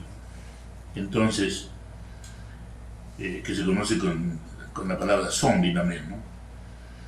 Rubén, no es el purgatorio, no estás hablando del purgatorio. No es el purgatorio, que es la preparación para el cielo, ni es el infierno, ni es el cielo, sino que el Gehenna es una palabra que no ha sido muy conversada en el cristianismo, ¿no? Y por lo tanto es un hecho que está en la Biblia, en el Nuevo Testamento, pero no está explicado, de que son seres que por no estar vivos, por haber muerto antes de morir, no van ni al infierno, ni al purgatorio, ni al cielo. Pero lo que está diciendo Pablo, que me parece hasta un poco cómico, no sé si lo hace en broma o no, ¿no? Pero lo explica de esta manera, ¿no? Y dice: Dios da cuerpo como Él quiere, y a cada semilla su propio cuerpo. Toda carne no es la misma carne, sino que hay una clase de carne, que es la de los seres humanos, y otra carne, que es de los animales, y otra de los peces, y otra de los pájaros. Distintas carnes, ¿no? Distintos cuerpos. Eso parece, no sé si un chiste o una forma didáctica de Pablo para hablar del cuerpo de resurrección. Y también hay cuerpos celestiales y cuerpos terrestres, pero la luz o la gloria de los celestiales es una y la gloria de los terrestres es otra. Hay una gloria que es la del sol y otra gloria que es la de la luna, gloria que es luz, ¿no? Y otra gloria la de las estrellas, porque una estrella difiere de otra estrella en su gloria, ¿no? Es luz. Y entonces, y dice también, hablando del cuerpo de resurrección, dice: también está la resurrección de los muertos, y el cuerpo se siembra en corrupción, pero se levanta en la incorrupción. Se siembra en el deshonor, o sea que entramos al deshonor de la condición humana, que es puro sufrimiento, ¿no? El valle de las lágrimas, pero se levantan en la gloria, o sea, en la luz. Se siembra en la divinidad y se levanta en la energía. Se está refiriendo a Anastasia, ¿no? A la resurrección. Se levanta en la energía, que es la de la percepción unitaria, en esta novia en la vida, que se hace la energía de resurrección en la muerte, ¿no? Y se siembra en el cuerpo natural y se levanta en el cuerpo espiritual. Hay un cuerpo natural y hay un cuerpo espiritual. Y así está escrito. El primer hombre, Adán, se volvió un ser vivo. Y el último Adán, que vendría a ser Jesucristo, se volvió un espíritu que da la vida. O sea que Adán se volvió un ser vivo. Pero el último Adán, que es Jesucristo, se volvió un ser que da la vida, ¿no? Que permite el retorno al cielo, digamos, o a la anastasia, ¿no? Sin embargo, lo espiritual no es lo primero, sino lo natural, y después lo espiritual. El primer hombre era de la tierra, hecha de polvo. El segundo hombre es del Señor del cielo. El primer hombre era Adán, ¿no? Y el segundo hombre, viene a ser Jesucristo, es del Señor de los cielos. Primero hecho de la tierra y el segundo hecho del cielo. El primero está hecho del polvo, ¿no? Y el segundo está hecho del cielo, ¿no? Urano. Urano también significa lejano y uranio, ¿no? En idioma español. Y o sea que santo es aquel que se vuelve un poco lejano al cosmos, ¿no? Al mundo. Es otra interpretación de santo, ¿no? Que se aparta del mundo, por lo tanto, ¿por qué? Porque quiere entrar a Urano. Y ahí viene la palabra uranio, ¿no? De que se quiere acercar al cielo, por lo tanto se vuelve uranio, ¿no? Con lo que sea mundano, ¿no? Con lo que sea del mundo, del cosmos. Y así como fue el hombre de polvo, así son aquellos que están hechos de polvo. Y el hombre del cielo, así está hecho, con cielo. O sea que esto es más o menos lo que está diciendo Pablo de la resurrección, de que es realmente otro cuerpo, ¿no? Lo que está queriendo dar a entender es que se trata de algo que no es de la condición humana, es la libertad de la condición humana, y por lo tanto no es el cuerpo humano el que va a tener el humano, ¿no? Es un cuerpo celestial, un cuerpo, viéndolo con Bohm, si lo que ve es todo lo que hay, nos volvemos lo que ve, ¿no? Que es todo lo que hay. Nos pasamos a ser el universo, porque nunca dejamos de ser el universo, que nuestro propio cuerpo es el universo ya, si comprendemos bien la loquinesis, si comprendemos bien el orden implícito. Somos todos uno en el orden implícito, entonces somos todos en el universo también. ¿Por qué? Por el EPR, por todas las demostraciones que hemos visto en física. Somos el universo incluso corporalmente, ¿no? Tanto en vida como en muerte, ¿no? Entonces pasaríamos a ser el universo Urano, ¿no? Que todo lo ve, ¿no? Que es lo que ve. No sé si estoy contestando, Tomás. Sí, gracias. Gracias, Tomás. Sí, yo tengo una pregunta.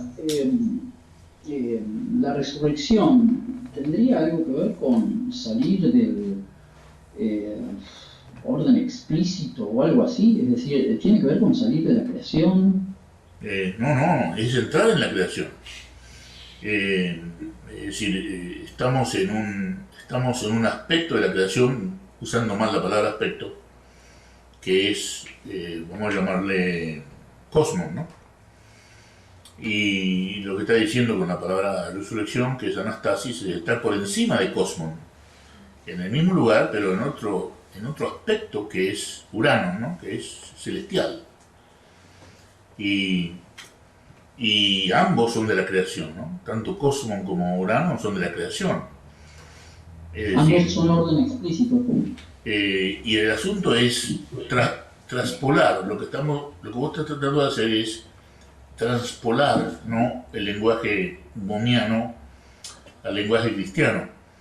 Y es lo más difícil que hay en exégesis, la transpolación de palabras, de una cosmovisión a otra, es muy difícil hacer un pasaje de palabras. Por ejemplo, en el budismo, ¿no? En el budismo está la palabra suña, ¿no? Que es para mí posiblemente una de las más importantes del budismo, así como upaya, ¿no? Que quiere decir la estratagema para que te despiertes, ¿no? Y suña, que le da origen a la palabra sueño, quiere decir, bueno, se ha traducido como vacío, pero en realidad, para mí, cuanto más leo de suña, más me doy cuenta que está hablando de la percepción unitaria.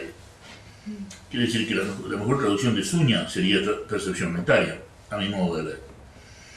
Y entonces se vuelve difícil transpolar palabras. Yo por eso creo que lo que nos da Bohm es una nueva manera de hablar. Por eso digo yo, pulamos el lenguaje, porque nos da un lenguaje que nos va a hacer más fácil el entendimiento de lo sagrado de una nueva manera, sin necesidad de hacer transpolación de lenguajes. Es el orden implícito Uranon y el orden explícito Cosmon. Sería una transpolación posible de idiomas, ¿no? Del idioma cristiano con K, original, al idioma de Bohm. De que sea legítimo, tendríamos que abrir un diálogo, ¿no? Muy serio, muy profundo, para ver si es posible hacer esa transpolación de esa manera. Uno se siente tentado a hacer esa transpolación porque en el orden implícito existe toda la energía y hay una sola energía y de allí viene todo y de allí todo va, ¿no? Que es tal cual describe Juan en su primer capítulo la palabra logos, ¿no? En el principio era el logo, así empieza el evangelio de Juan, que es el único evangelio que comienza con la eternidad, ¿no? Con un Jesús que es antes de nacer como ser humano. Todos los otros evangelios comienzan cuando Jesús ya es un ser humano, ya sea porque comienza cuando se está bautizando o comienza cuando está naciendo. Pero Juan es el único, por eso que es el más excepcional de los evangelios, que lleva a Jesús al comienzo de Jesús, cuando su nombre era Logos, ¿no? La creación, ¿no? No sé si te estoy contestando. Sí, puede ser que haya una diferencia en la temporalidad, es decir, se supone que el orden implícito es atemporal, ¿verdad? Y la creación se supone que es temporal, ¿verdad? Entonces, claro. Si Uranon también pertenece a la creación, entonces no podría equipararse con la palabra orden implícito. Sí, ¿qué dijiste? ¿Si la luz? Si Uranon es la creación, no podría igualarse Uranon, al orden implícito. No, Uranon no es la... No, Gabriel, Uranon no es la creación. La creación comprende a Uranon y a Cosmon. Claro, me refiero a eso. Si Uranon es también parte de la creación, no podría ser el orden implícito, porque la creación es temporal y el orden implícito es intemporal. Exactamente. Y incluso dejaría pendiente de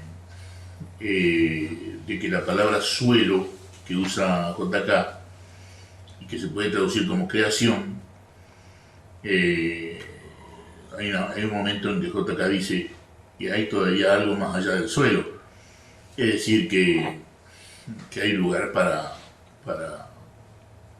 más diálogo sobre todo esto, ¿no? Esto que acabo de decir se lee en el libro Ending of Time, ¿no? Más allá del tiempo, mal traducido como Más allá del tiempo, que es el diálogo entre JK y David Bohm. Entonces, lo que tenemos que tener cuidado es en transpolar. Y lo que hacen muchos exégetas y se confunden es transpolar lenguajes, ¿no? Incluso comparaciones que yo he visto entre budismo y cristianismo que están mal hechas, ¿no? Se puede hacer una buena comparación entre budismo y cristianismo en cuanto a sus similitudes, pero tenemos que rendirnos y ver que son enseñanzas con algunas diferencias, ¿no? A pesar de que tengan similitudes tremendas, ¿no? Transpolar, digamos, el idioma cristiano al idioma budista Es una cosa que algunos se han atrevido a hacer, pero han recibido un castigo crítico tremendo, ¿no? Y con mucho fundamento la crítica que les han hecho, ¿no? Yo también estaba tentado en hacer una comparación entre ambos, ¿no? Y hay en la obra escrita comparaciones entre budismo y cristianismo, en la obra escrita por mí, pero que yo me cuido de hacer las transpolaciones de uno a otro, porque obviamente que podrían llevar a confundir, ¿no? Por ejemplo, no existe en cristianismo la palabra upaya, ¿no? Quiere decir aquello que te despierta, la estratagema que Dios hace para que tú te despiertes, ¿no? Y si existe la palabra suña, tendría que ser la palabra metanoia, ¿no? Suña, yo lo traduzco como percepción unitaria, y metanoia en el cristianismo también lo traduzco como percepción unitaria, porque me parece la manera más lógica, ¿no? Epistemológicamente. Sí, pero traspolar siempre es peligroso, traspolar lenguajes. Sí. Bueno, muchas gracias, sí. Claro. Bueno, entonces nos quedaría leer Diálogo con un suicidio inteligente que lo recomienda Juan Carlos de Temuco, Chile, porque ya hemos leído Lázaro de Jesús del Desierto. ¿Se le dio el deseo? Y lo del deseo que no lo leímos. Leemos el deseo y pasamos al break. ¿Qué les parece? Una pregunta. No, es que era sobre el texto que hemos leído, un comentario, ¿no? Que a veces en el texto de Pablo se hacen comentarios que parecen irrelevantes, pero la profundísima comprensión cuando dice la diferencia entre la luz de una estrella a otra. Sí. Y bueno, y lo curioso es que Pablo está usando estas comparaciones para nada más que para hablar del cuerpo de la resurrección, y lo hace de una manera poética y a mi entender hasta risueña e inteligente, ¿no? Yo creo que Pablo es un gran escritor, muy inteligente, ¿no? Yo dejaría la pregunta de Georgina sobre la palingenesia para la segunda parte, y si ustedes no tienen inconveniente leeríamos, ya que empezamos un poquito más tarde, el deseo, que es nada más que una página, ¿Solo yo? antes del break.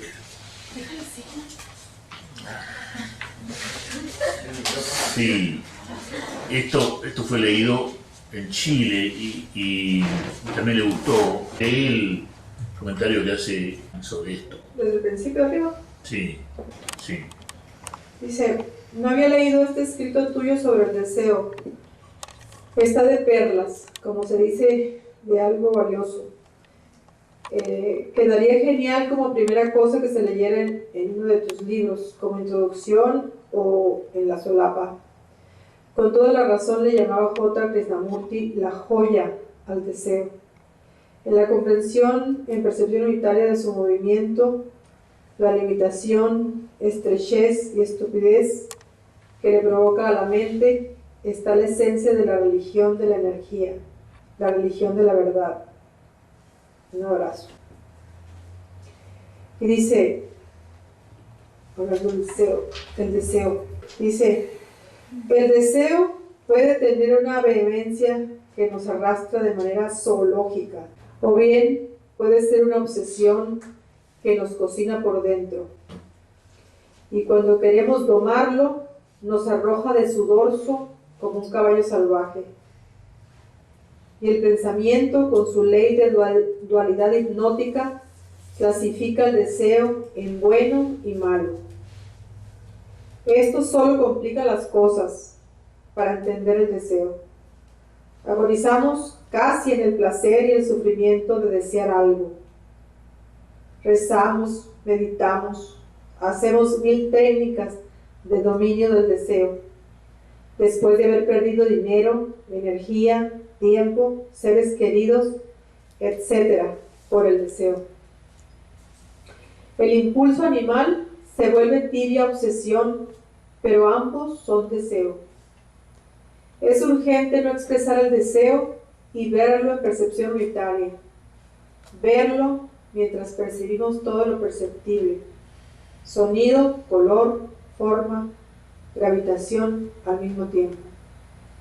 Así, el deseo cesa inmediatamente. Pero el pensamiento ama el deseo y sus imaginaciones hacen que el deseo retorne como obsesión. La inteligencia hace que la percepción unitaria retorne con su inmediata paz, el inmediato fin del deseo.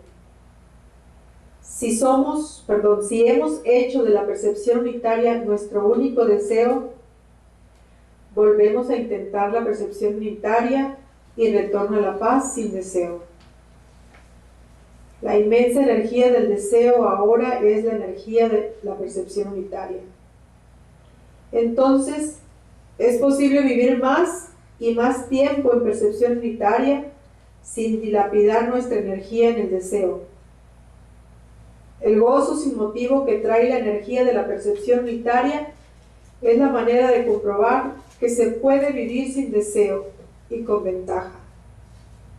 Si buscamos esa ventaja, regresa el deseo. La percepción unitaria no busca nada, no desea nada. Su energía cura al deseo, termina con el deseo. No hay libertad del deseo para actuar. Hay libertad sin origen ni objetivo. Esa libertad es enorme energía. El gozo de esta nueva libertad supera todo placer conocido por la memoria o imaginado por ella. La percepción unitaria es atención sin motivo, que no se enfoca en nada en particular. Esa mente puede ser visitada por la conciencia universal.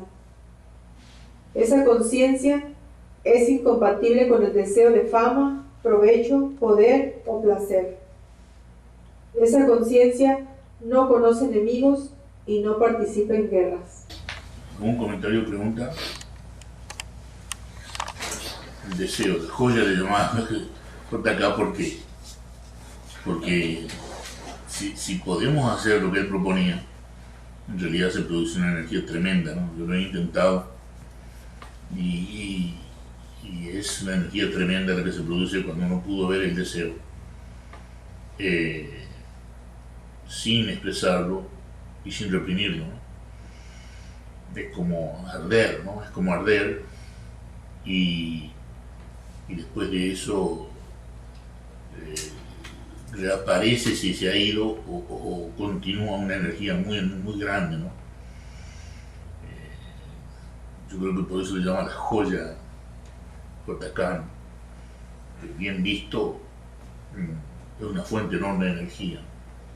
Bien visto significa verlo sin expresarlo y sin reprimirlo, ¿no? Eso es lo que propone JK, que es difícil de entender porque si no lo expreso, entonces lo reprimo. No, ni lo exprese ni lo reprimo, o sea, véalo, ver el deseo, sin negarlo, sin condenarlo, pero tampoco expresarlo, entonces arde uno y en ese arder viene una energía muy grande, ¿no? Que sin duda tiene que por supuesto originarse en la endoquinesia, ¿no? Una gran energía.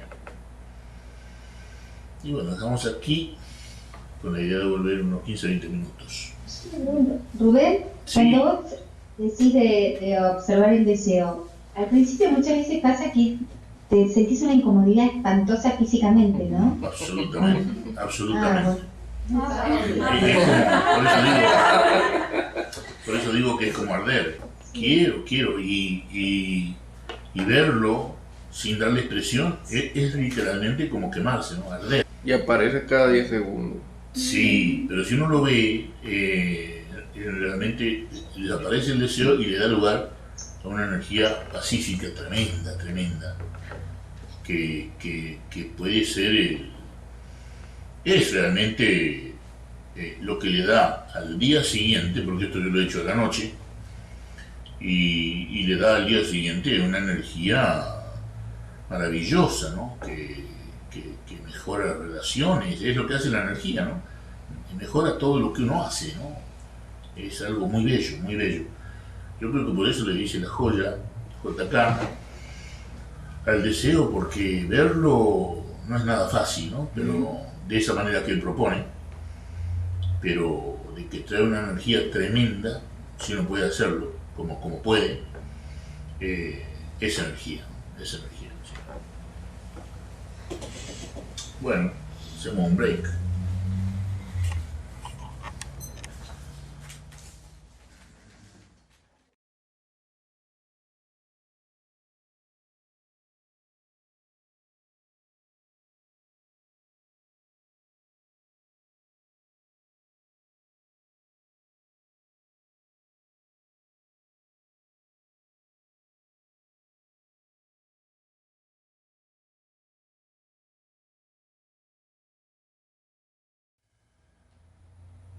Bueno, comenzamos la segunda parte de la clase de octubre 24 del 2010, aquí en Mexicali, comunicados con Buenos Aires y con Irlanda.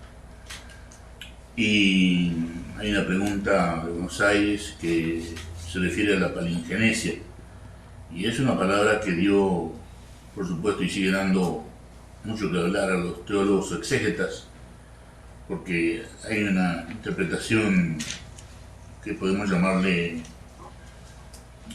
una exégesis católica, digamos, en la cual Jesús dice: ustedes que le dice a los amigos, vosotros que me habéis seguido en la regeneración, palingenesia, regeneración, es una manera de verlo, es decir, que Él se regenera, Jesucristo, y los amigos que intentan regenerarse lo han seguido en la regeneración. Pero hay también otras interpretaciones exegéticas donde se dice que palin quiere decir viejo y genesia quiere decir génesis, quiere decir engendrar, ¿no? Por lo tanto, ese viejo engendrar lo iguala a la reencarnación. Entonces se podría interpretar de que Jesús está diciendo: vosotros que me habéis seguido en la reencarnación, y que no es la primera vez que están juntos, ¿no? Como amigos, investigando la verdad, investigando la vida. Y entonces ahí tenemos dos interpretaciones exegéticas, ¿no? No sé si estoy contestando, creo que fue Georgina la que hizo la pregunta, ¿no? Claro, a mí me llamó la atención porque yo entendí como la reencarnación y me descolocó que Jesús hablando de no sí, pues sería más en contexto, sería: me habéis seguido en la regeneración, ¿no? Más que en la reencarnación, aunque cuando Jesucristo habla con Nicodemo en el capítulo 3 de Juan, no está negando la reencarnación, sino que está diciendo que no es necesaria. Lo que le está diciendo a Nicodemo es que no es necesario reencarnar o nacer de abajo, sino que lo que es necesario es nacer de arriba, ¿no? Y después dice nacer del aire, ¿no? Neuma, que fue traducido como espíritu, neuma, ¿no? Pero en realidad neuma en griego quiere decir aire. Entonces lo que le está recomendando en el capítulo 3 de Juan Jesucristo a Nicodemo en la medianoche, como único testigo a Juan, es que vuelva a nacer del aire, ¿no? Porque mejor dicho, no dice vuelva, dice que nazca del aire, ¿no? Y traducido como que tienes que nacer del espíritu, ¿no? Pero no está diciendo de que no existe la reencarnación, ¿no? Por eso es que palingenesia algunos lo traducen como vosotros que me habéis seguido en la reencarnación, como para ya dejarse de jorobar con eso y ahora estar regenerados y por lo tanto no tener que reencarnar, ¿no? Eso es lo que está implícito en vosotros que me habéis seguido en la palingenesia. Y entonces se puede interpretar que regeneración no es incompatible con reencarnación, ¿no? Bueno, Sí.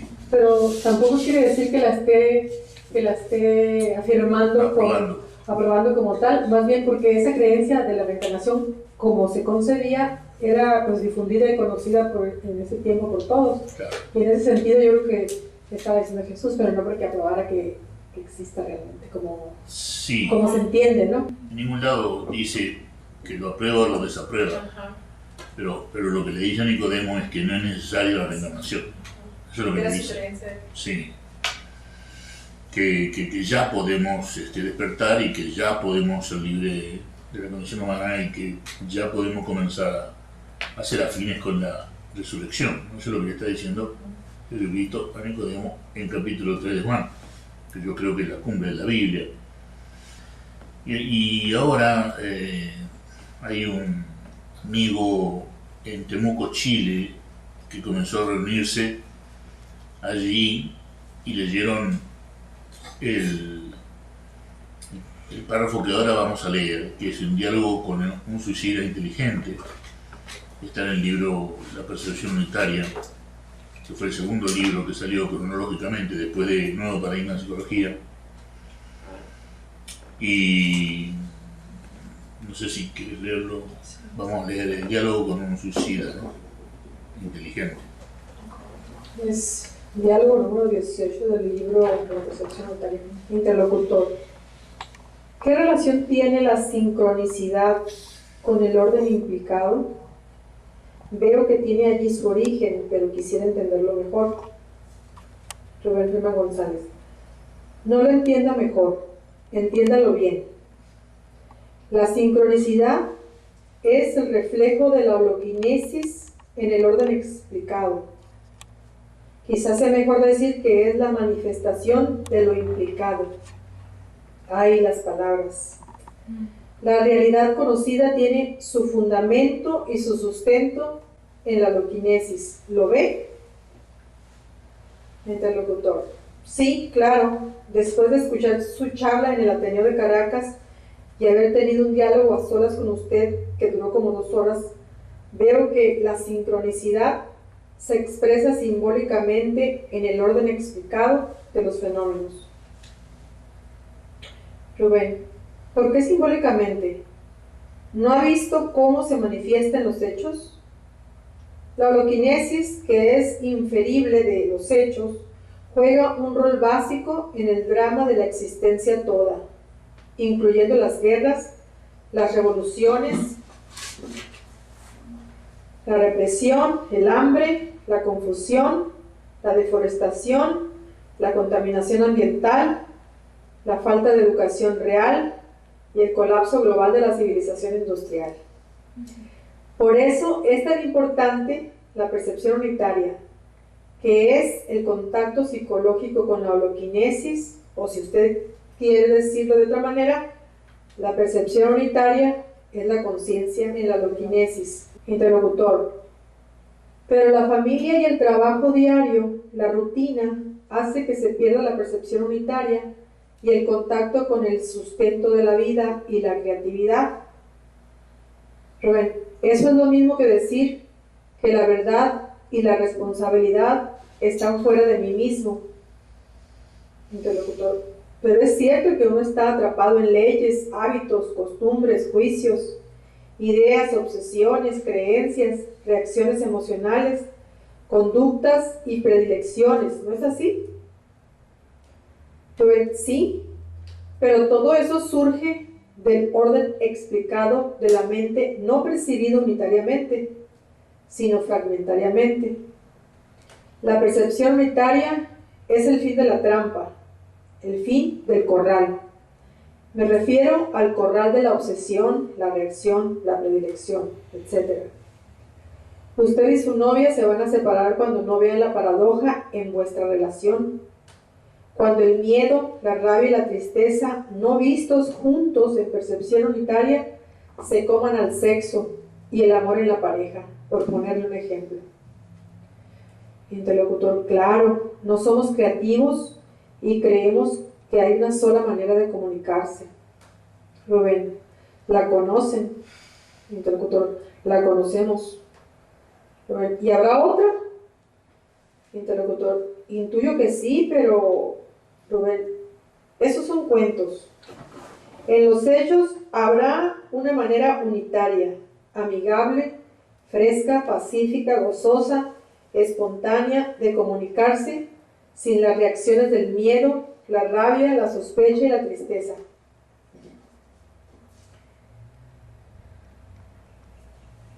Interlocutor, usted ha dicho que la sincronicidad refleja lo interno en lo externo y viceversa. Rubén, no. Lo interno y lo externo en su conciencia son ambos parte del orden explicado. La sincronicidad es el reflejo del orden implicado en el explicado, en ese movimiento constante que hay entre ambos, que Bohm denomina holoquinesis. Interlocutor, hablemos más de la evidencia de eso.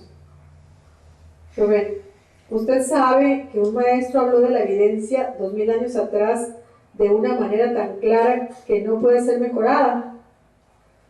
Interlocutor, Jesús. Rubén, así es, de acuerdo al Evangelio de Juan, capítulo 20. En ese capítulo se nos dice que está, 1, la evidencia insuficiente, 2, la evidencia suficiente y 3, la evidencia no necesaria. Juan relata que María Magdalena vio a Jesús después que se encontrara vacía su tumba y no lo reconoce. La evidencia es insuficiente.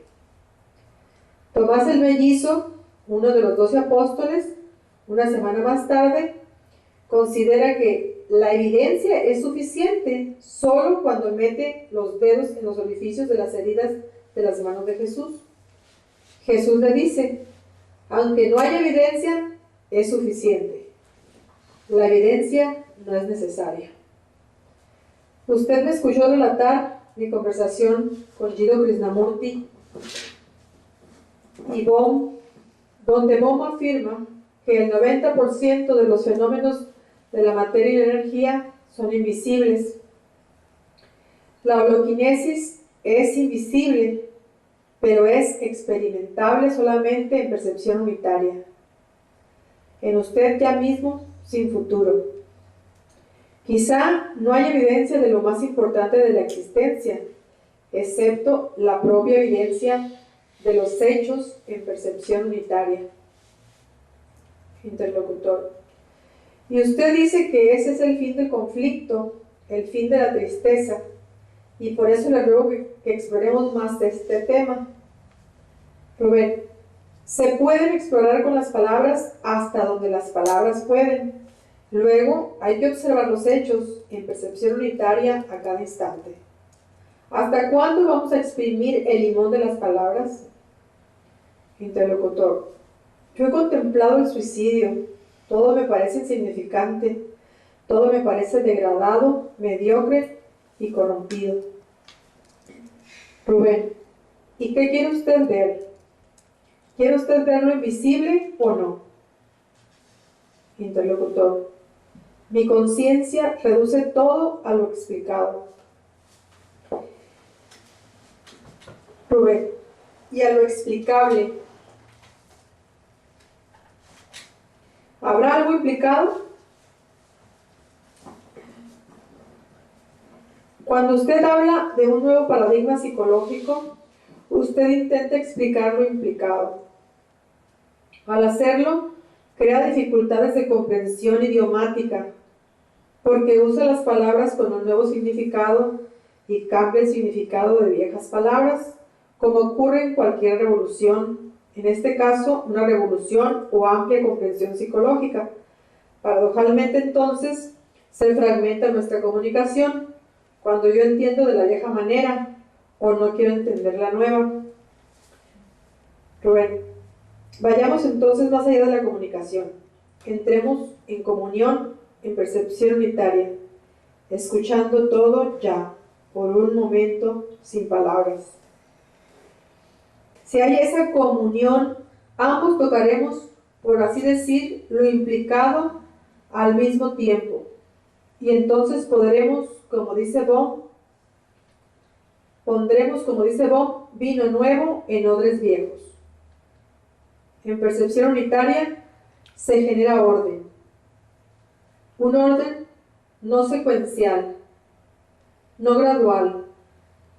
Las secuencias espaciales y lo gradual en el tiempo se vuelven irrelevantes en ese orden generador de la percepción unitaria.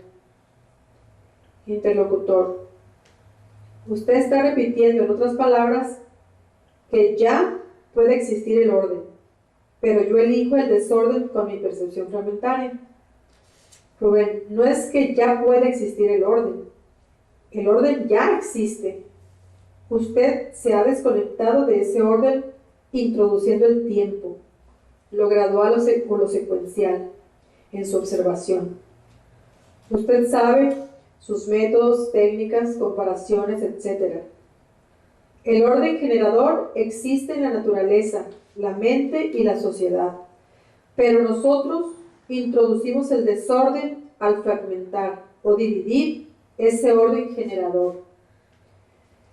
La inteligencia reacciona frente a la corrupción y el colapso social, por ejemplo, y el deseo de escapar se sobrepone a la más elevada forma de inteligencia, que es el contacto con el orden implicado, que existe aún en el desorden y caos aparente. Al emerger la angustia, el deseo de matar o matarse impide la percepción unitaria de la paz que ya existe, del orden que ya existe. El orden implicado, atemporal, unitario, generador, se expresa en el orden explicado, temporal, secuencial o fragmentario.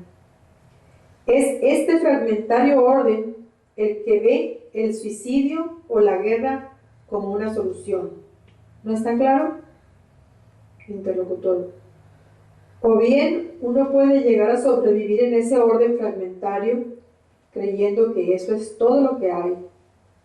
Y si usted me dice que hay un orden diferente, implicado y unitario, eso me produce conflicto, ya que no quiero salir de lo poco que conozco. Rubén, así es. No basta con sobrevivir. Es posible vivir bien. Interlocutor. Ese vivir bien sería lo que usted llama una fiesta de silencio. Rubén, en parte sí. Una fiesta del silencio donde todos en un grupo social o familiar puedan ser escuchados por cada uno, porque cada uno comprende que todo lo importante puede salir de la boca de cada uno en ese grupo y que cada uno tiene algo importante que aportar. Esto recibía el nombre de comunión, una palabra hoy desprestigiada. Los que quieren ser maestros, los que quieren poder o ganancia, desprestigian la palabra comunión, la invalidan. Interlocutor. Invalidado porque se acorraló la comunión en organizaciones religiosas, políticas o científicas, en vez de ser pura y verdadera comunión. Caemos en predicar la paz en vez de ser la paz, en vez de estar realmente en paz. Rubén, así es. Bob dice que hay que fundir el corazón y liberar la inteligencia. ¿De qué vale la claridad intelectual de las ideas si permanecemos en la rigidez de nuestras múltiples divisiones y separaciones?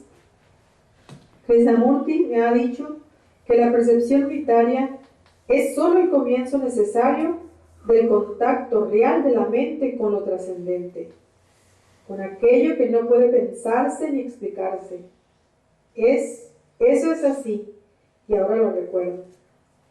Interlocutor.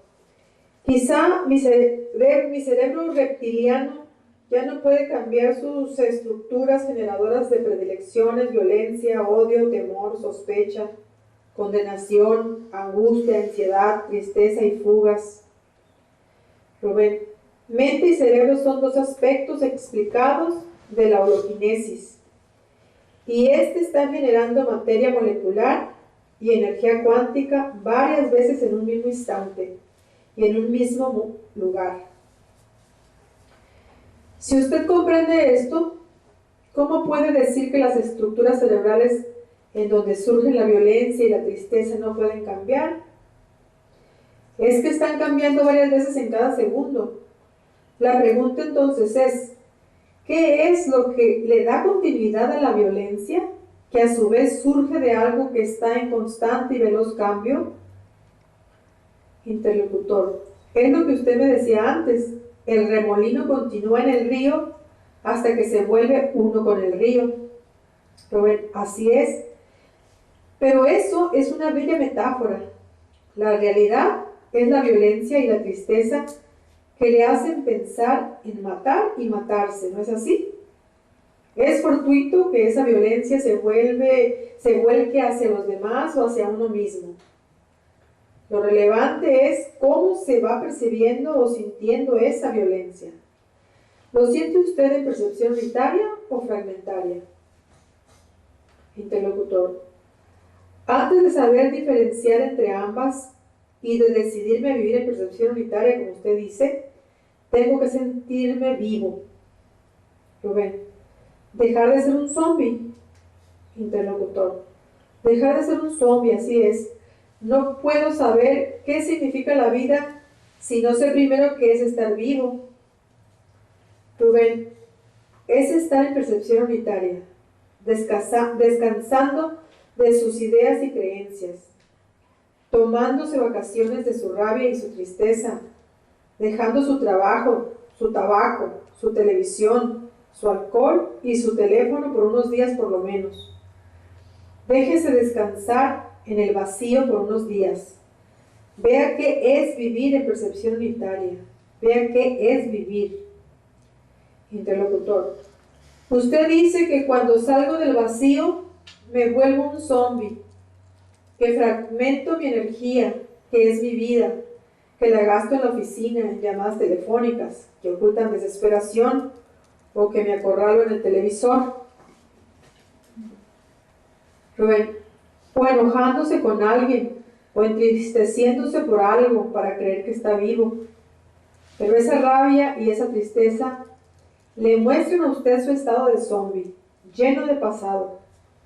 El pasado ya ha muerto, y usted está lleno de eso. No hay ningún espacio vacío en usted para que usted pueda vivir cada momento nuevo de la vida real, es decir, cada momento de lo desconocido. Interlocutor. Vivo asegurando el futuro con mis creencias e ideologías, buscando prestigio, poder o ganancia. Al asegurar el futuro, pierdo la vida presente. Al asegurar el futuro de esta manera, no tengo tiempo de existir ahora. Rubén, un zombie. Interlocutor. La percepción unitaria salvará mi alma de zombie. Rubén, un zombie es un desalmado, un ser sin alma y sin vida real. La palabra alma venía del término hindú Atman, pero luego se tradujo mal como psiquis, que en griego significa mente, y que en hindú es manas. Ya ve cómo las palabras nos confunden. Olvídese de su alma, del Atman y de psiquis, si quiere salvar su alma. Descanse en el vacío. Descanse en el vacío instintivo, intelectual, emocional y conductual por unos días. No debo buscar significado a mi vida. Interlocutor. No. Viva el significado, el logos. No lo busque. Interlocutor. No es cuestión de buscar la vida, sino vivirla. Simplemente. Rubén, simplemente. Olvídese hasta de su nombre. Su nombre me es más útil a mí, si tuviera que llamarlo, que a usted mismo. Interlocutor. Y al olvidar mi nombre, entro en percepción unitaria, ¿no es así? Rubén. Al olvidar el nombre de cada cosa, está usted vivo y en contacto con todo lo que está ocurriendo dentro y fuera de usted. Interlocutor. Y el significado último de todo se irá percibiendo en gran paz. Bueno, no sé si ustedes quieren diálogo sobre este diálogo, ¿no? Que tiene muchas cosas.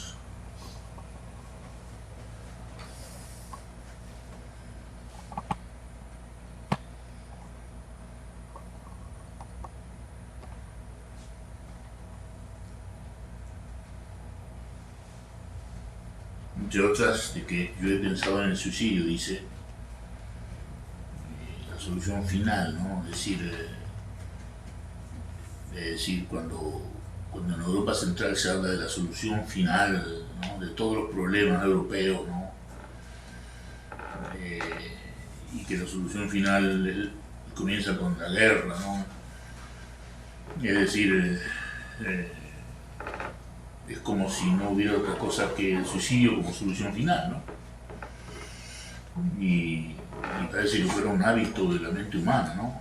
De la conciencia colectiva, ¿no? Las soluciones finales y no las soluciones que vienen del diálogo, que vienen de la inteligencia, que vienen de la paz.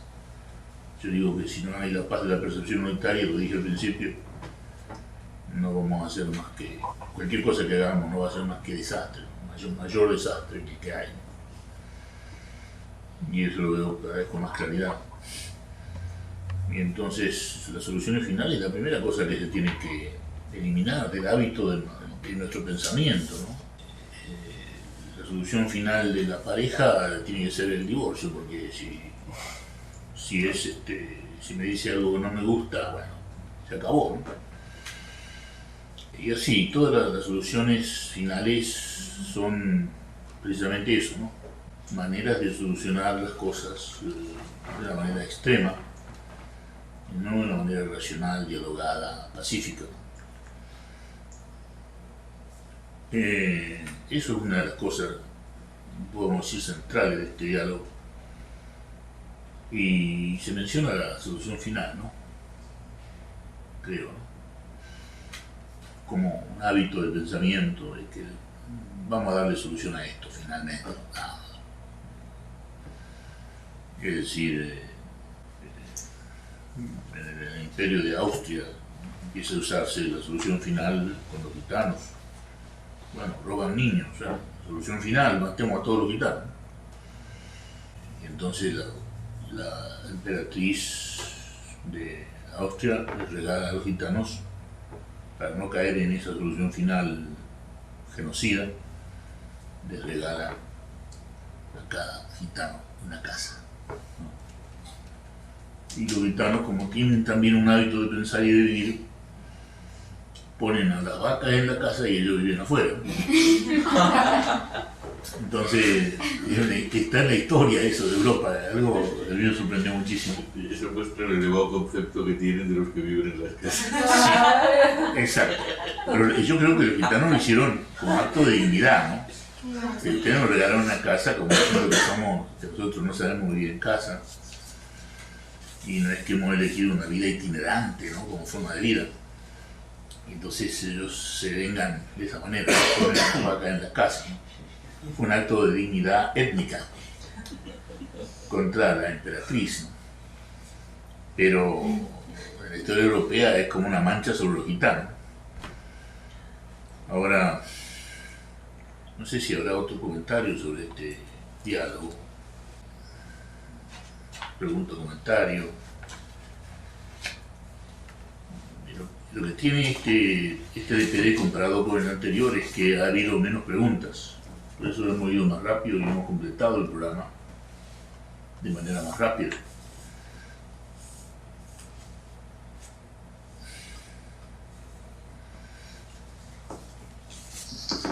Aquí surgió en el break la diferencia entre el Valle de Jena, que vendrían a ser los zombies, de los que también se habla en este diálogo, con el infierno.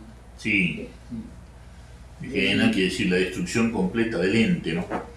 Es decir, ya no continúa vivo en el infierno, ni vivo en el purgatorio, ni vivo en el cielo, sino que desaparece como entidad, ¿no? En la creación.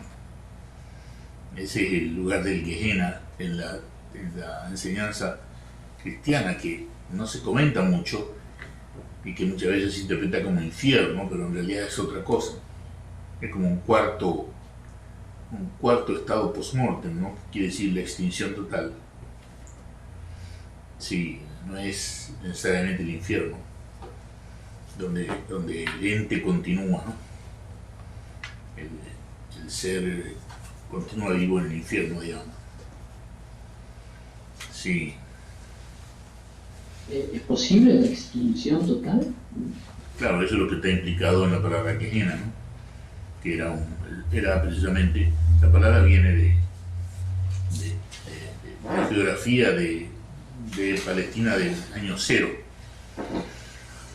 que es un lugar al sur de Jerusalén que se llama así, algo parecido a Gehenna, ¿no? Hinnom, ¿no? La tierra de Hinnom, a donde ponían basura, cosas que ya no se usaban, e incluso cuerpos, ¿no? Que le daban una quemadita pero no completa y terminaban comiéndose los gusanos, ¿no? Y entonces se alude en el Nuevo Testamento al Gehenna como un lugar donde no va a quedar nada de ese ente, de ese ser, que no es el infierno ni el purgatorio ni el cielo, ¿no? Así, lo curioso es que esto no se conversa mucho en las iglesias ni en los diálogos sobre el cristianismo, y entonces en realidad lo que se hace es se identifica Gehenna con infierno, cosa que teológicamente es inadecuada. Sí, porque además, digamos, sin percepción unitaria no hay terminación. Claro, ¿verdad?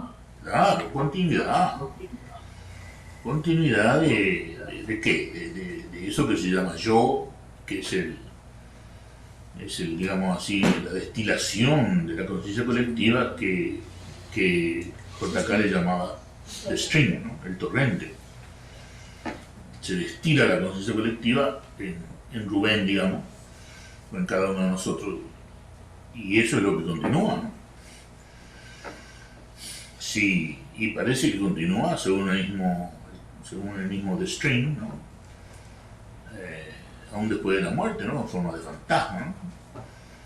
Y quizá hasta continúa, según muchos teólogos, en forma de reencarnación, ¿no?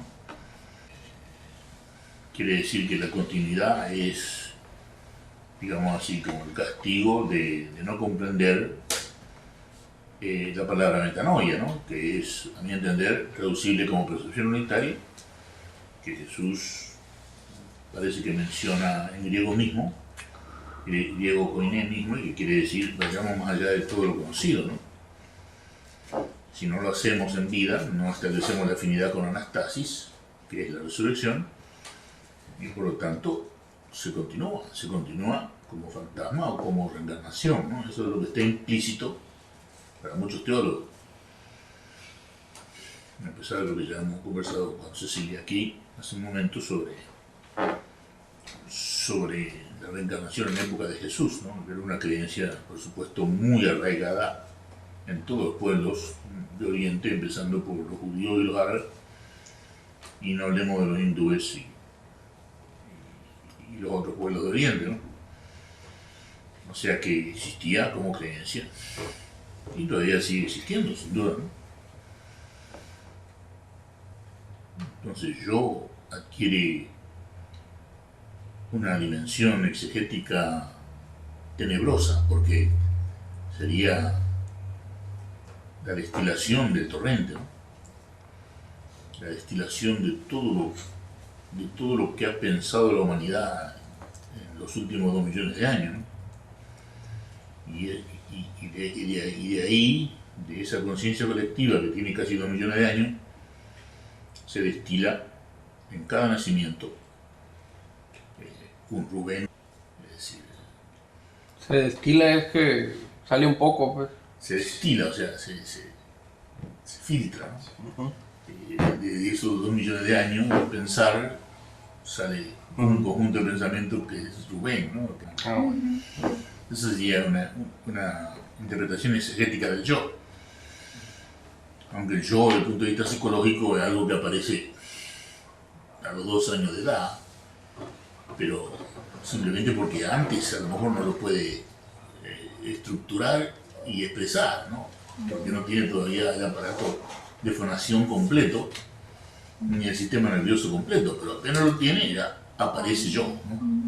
Necesita 1 año y medio, 2 para expresar la palabra yo, pero lo hace, porque la presión cultural es tremenda Y posiblemente, como dice JK, esa presión cultural está predeterminada por algo mucho más profundo, mucho más difundido que la humanidad, que es todo lo que ha pensado la humanidad en 2 millones de años, ¿no? Y que se destila y que se digamos así, toma forma en este yo que dice el niñito, ¿no? Yo quiero agua, y ahora pasa a ser Rubén que dice yo quiero agua, y tiene nada más que 2 años o menos. Entonces nos podemos confundir creyendo, ¿no? Y esto lo insinúa Krishnamurti, nos podemos confundir creyendo que yo aparece a los 2 años de edad, y en realidad es mucho más viejo, ¿no? Es tan viejo como el torrente de la humanidad. O sea, torrente en el lenguaje de JK es todo ese flujo de pensamiento, continuidad en el pensamiento de la humanidad desde que aparece la humanidad. Por eso que hay cosas filogénicas en cada uno de nosotros. Es decir, cosas filogénicas en cada uno de nosotros, ¿no? Carl Jung lo habla desde el punto de vista psicológico, lo filogénico en nosotros, pero hay algunos que hablan de lo filogénico en nosotros incluso en la conducta, ¿no? En el instinto. Que no vendría por el gen, sino por la conciencia colectiva. Claro, que es más antiguo que el gen. Sí.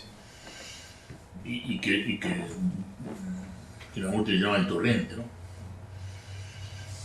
Y que aparece en forma de John, ¿no? Como John era el señor que tenía la pipa y que tenía un ramo de flores para una muchacha y una carta para otra muchacha, y parece que con esas 3 cosas fue suficiente para que continuara John y no pudiera seguir el viaje. Entonces regresa. Pero el inconsciente colectivo, ¿dónde residiría? ¿Residiría molecularmente? No, eso está cerebral. Eso está en la aloquinesis, eso está en subcuántico, ¿no? Es algo indudablemente subcuántico, ¿no? Porque molecularmente no puede ser, porque molecularmente ya se deshizo el ser, ¿no? Se descompuso, digamos. Pero aún así, John reaparece como John. En el artículo de Stream, ¿no? Que lo traduje como el torrente, para corregir la mala traducción en español llamada la corriente. Y pues bueno, es así o no, ¿no? De que continúa en nosotros toda la humanidad, ¿no? Cuando decimos yo. Es un aspecto del orden explícito, ¿no? Claro, continúa en el orden explícito. Ese torrente que también es del orden explícito, pero que es colectivo, le pertenece, mejor dicho, no le pertenece a la humanidad, sino que la humanidad lo ha producido queriendo sin querer, ¿no? Lo sigue alimentando. Y se sigue alimentando cada vez que nace un individuo y dice yo. Y continúa ahí. Pero es interesante que es generado por la conciencia colectiva de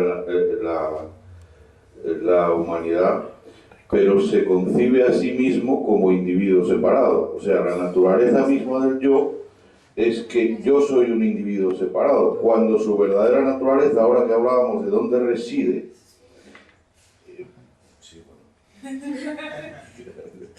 bueno, de dónde reside en la percepción fragmentaria de cada individuo, pero reside conociéndose a sí mismo como separado, y esa es la naturaleza que lo une a todos los yoes que han existido que es esa contradicción de concebirse como separado, cuando en realidad son la conciencia colectiva de la humanidad. Y por eso le llamamos conflicto horizontal, ¿no? Es una entidad psicológica, esa creencia de que está separado, en realidad viene de la conciencia colectiva, ¿no? Lo que estamos diciendo es que en el torrente se insinúa otra cosa que parece ser mucho más profunda, ¿no? Que va más allá de lo molecular y lo neuronal y de lo psicosocial, porque John murió. John Fields murió y vuelve a aparecer. Su hermano Sidney lo ve, ¿no? Y se aterra y logra cubrir una muerte, ¿no? No se grabó, pero se graba luego de una manera un poco artificial, pero algo quedó de eso. Y lo que está insinuando Krishnamurti es que hay algo mucho más allá de lo psicosocial y mucho más allá de lo molecular en esa reaparición de John.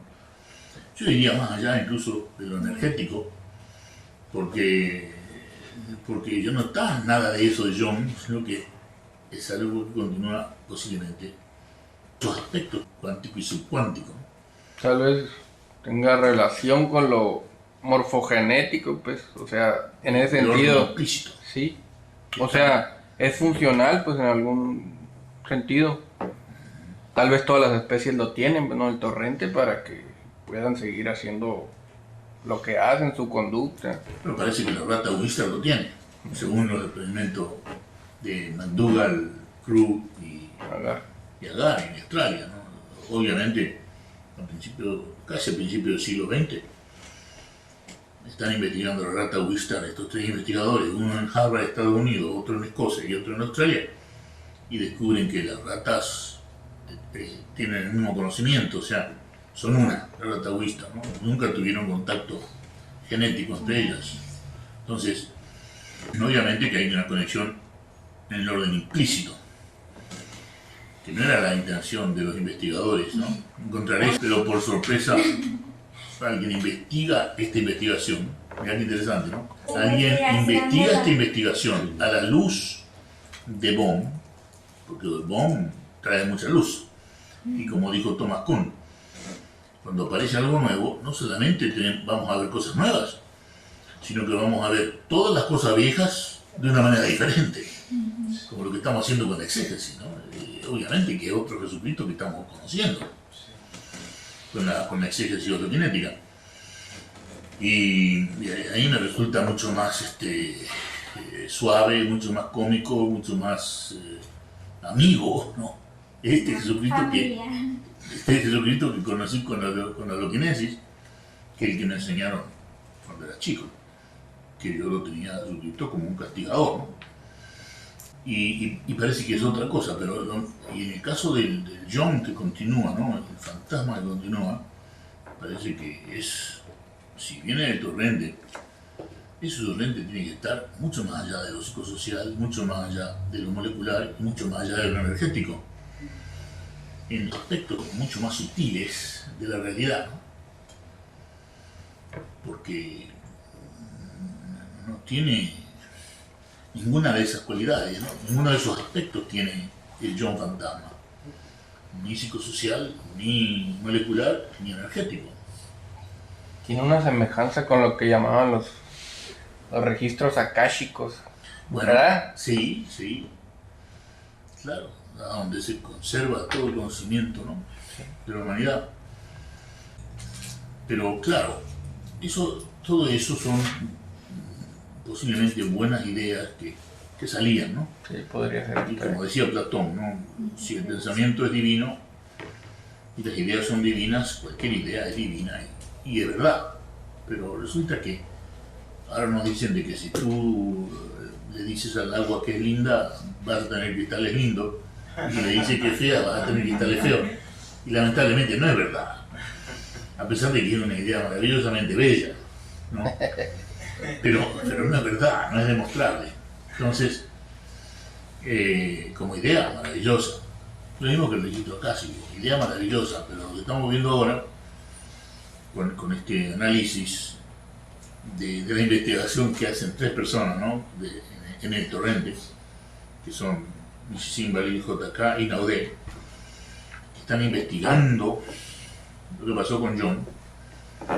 De la misma manera, cuando se investiga la investigación de McDougall, Crew y Agar, aparecen cosas nuevas en lo viejo, de que no tenía nada que ver con la herencia de Lamarck ni con la herencia de Darwin, era mucho más profundo el significado de estos experimentos con la rata Wister. Era de que era de que estaba ocurriendo algo en el orden implícito, cosa que no se hubiera podido imaginar antes de la aparición de Bohm, ¿no? Por eso aparece Bohm y se ven no solamente cosas nuevas, sino cosas completamente diferentes en lo conocido. Lo conocido se vuelve diferente. Entonces, eso es lo hermoso que tiene la holoquinesis. No solamente muestra cosas nuevas, sino que todo lo viejo se vuelve nuevo. Todo lo viejo se vuelve nuevo y diferente a lo que nosotros creíamos que era. Bellísimo, bellísimo. Y no sé si habrá preguntado comentarios sobre esto, sí. Que en realidad estamos comentando la identidad, el yo, sus relaciones con lo psicológico, ¿no? Eso que aparece aparentemente a la edad de 2 años, o como dice acá, implícitamente aparece en el torrente, ¿no? en la conciencia colectiva que tiene posiblemente 2 millones de años. ¿Tú quieres estar Sí.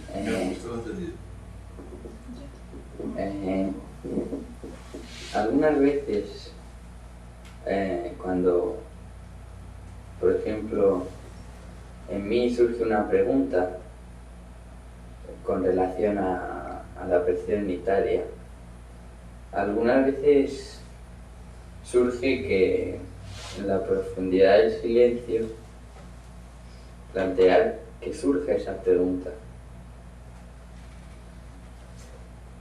Entonces, ¿a qué pregunta te refieres? A una pregunta en general. Una pregunta.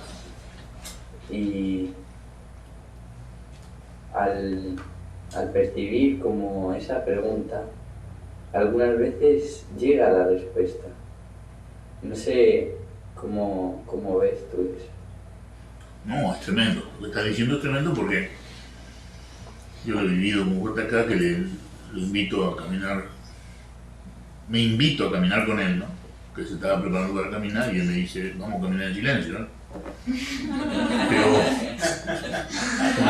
no te creas que vamos a tener una larga conversación. Eso implícito, ¿no? No te creas que vamos a tener una larga conversación. Pero claro, no se necesitaba hablar mucho, porque digamos 3 palabras suficientes. Y él termina la caminata con una conversación de estilo Benamorte, ¿no? Doctor González, ¿continuará usted siendo uno de los muchos o comenzará a ser uno de los pocos? Esa es una de las preguntas que aparecen en la profundidad del silencio, ¿no? Es decir, ¿voy a seguir yo así? ¿No? ¿O podrá comenzar algo nuevo en mí, ¿no? Algo bello en mí, algo regenerado, algo generoso, algo verdadero? Y esa es la pregunta que no tiene contestación y que conviene llevarse hasta la muerte, ¿no? Es decir, no dejar la pregunta, porque son preguntas que no tienen contestación. Es decir, ¿hasta cuándo voy a ser Rubén, no? Bueno, parece que hasta la muerte. Pero eso no es lo peor. Lo peor es que uno sigue siendo Rubén hasta la muerte de manera explícita. Entonces, si fuera nada más que una pregunta, ¿no? Sería un drama y una tragedia interior, pero llega a ser algo explícito que hace sufrir mucho a la gente, que, sobre todo a la gente que está cerca de uno, ¿no? Y entonces, este generador de dolor que se llama Rubén, ¿no? Es decir, ¿hasta cuándo va a seguir generando dolor en sí mismo y demás? Son preguntas que vienen en ese silencio del que tú hablas, ¿no? Que estás en percepción unitaria en silencio y surge una pregunta así. Yo me la hago todos los días esa pregunta, pero no tengo contestación. La contestación la va a dar la misma vida según cómo la vas viviendo, ¿no? Uno casi elige entre vivir la vida en percepción unitaria, que es la vida verdadera, bella, o vivirla como nos enseñaron a vivirla, ¿no? A la Bartola. La Bartola, ¿no? ¿Se dice así? No, pero que bien se entiende. Sí, como la vive Bartolo, ¿no? responsabilidad. Sí, sin ninguna responsabilidad. Entonces, sin ninguna dirección. Sí, bueno, sin ninguna dirección sería lo bello, ¿no? De vivirla en lo desconocido, ¿no? Pero que nosotros tenemos una dirección siempre. Ajá, sí, queremos ser ricos, ¿no? Queremos ganar el loto. Sí, pero ese querer ser rico, querer ganar el loto, querer tener una cuenta bancaria gorda. Y conservarla, que es peor porque es una tortura. Todo eso es lo que nosotros somos y lo que nosotros continuamos siendo. ¿Puede eso terminar? Y esa es la pregunta que surge en el silencio, ¿no? ¿Puede todo esto terminar? Y que no sea cuando me llegue la muerte, sino porque yo lo decida antes. Esa es la pregunta incontestable, excepto por cada uno y excepto en los hechos cotidianos. Son preguntas las más profundas preguntas son incontestables quizá. Por lo menos no son contestables en palabras sino en hechos, digamos. Y se va a ver en los hechos, ¿no? Es decir, qué sé yo, mi hermano me dice un día, no te reconozco, me dice mi hermano, en la Argentina. Me invitó a comer y me dice, no te conozco. Le digo, ¿por qué me decís eso? Y porque te veo en paz por primera vez en mi vida, me dice mi hermano.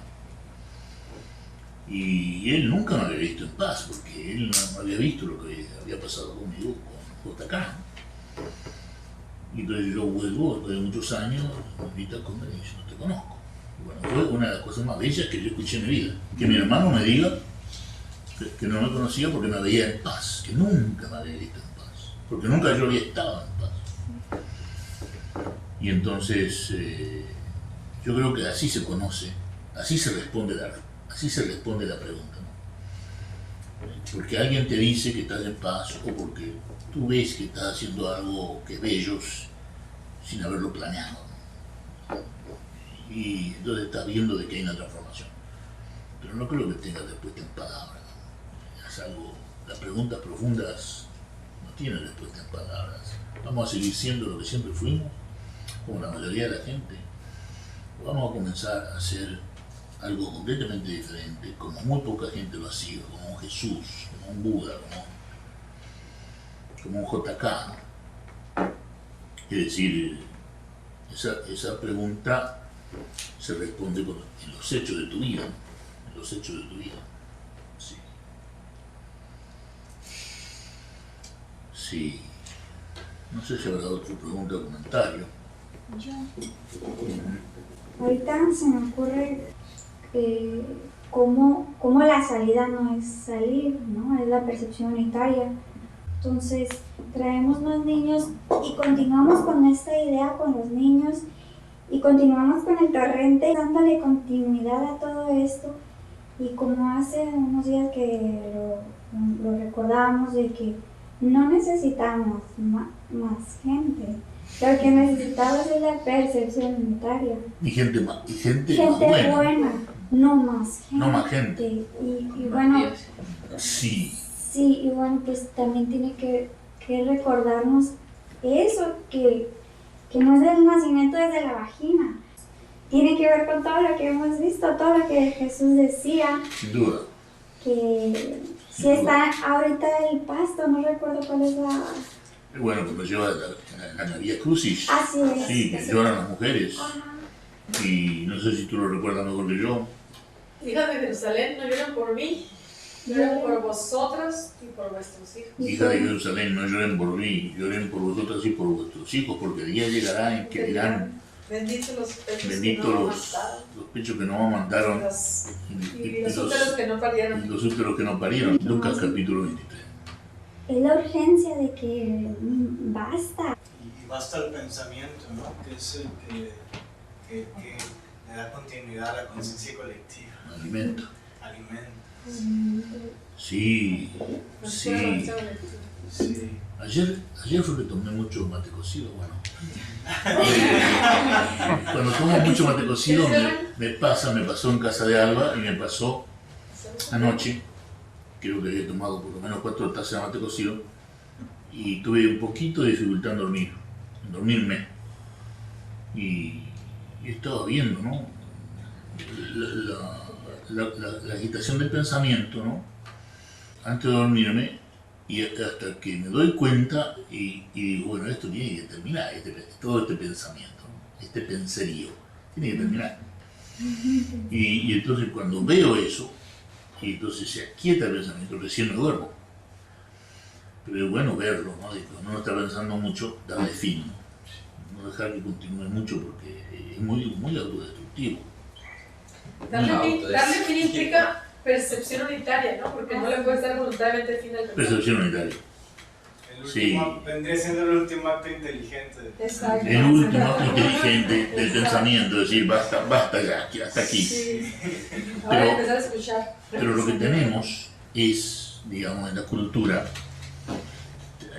ha habido intuiciones fragmentarias de esto. No la, digamos, la enseñanza de inmenso calibre de los JK, digamos, sino intuiciones fragmentarias que te dicen, tienes que controlar tu instinto. O sea, déjate ya de buscar tantas chicas por ahí y vive una vida santificada. No, pero son cosas que ocurren en la cultura. Entonces, yo mismo a los 20 años estaba todavía luchando con la santidad y la idea de la santidad. Mientras nace la minifalda y las chicas andaban en minifalda. Y entonces sí, o sea que estaba el objetivo de la transformación era el instinto, ¿no? Algo que ni siquiera sabemos si existe, porque el mismo Freud no usó la palabra instinto, él usó la palabra impulso, mal traducida como instinto. Drive. Él usó la palabra drive, que quiere decir impulso.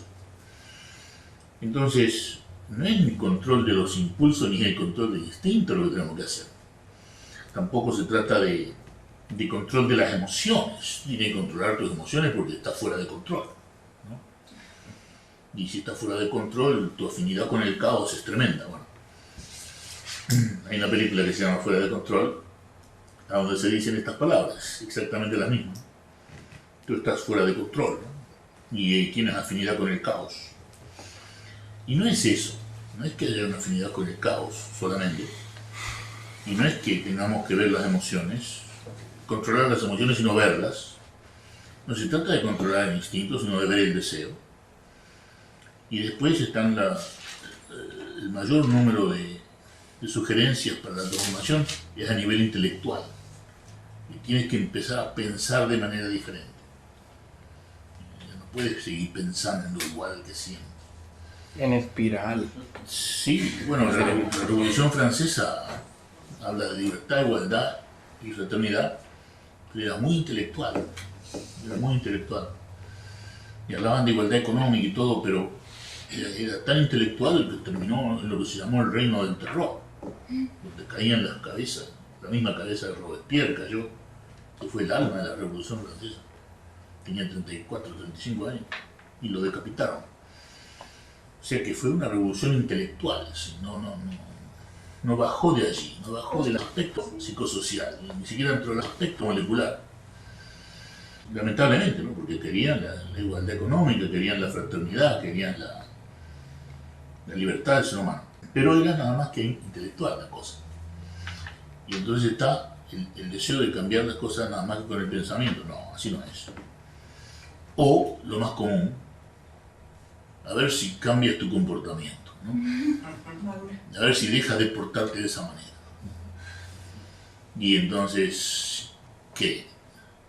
Son las 6:30, querido. ¿A qué hora sales tú del trabajo? A las 5.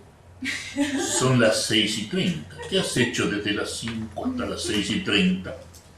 ¿Cuándo vas a cambiar tu conducta? Bueno, es familiar, ¿no es cierto?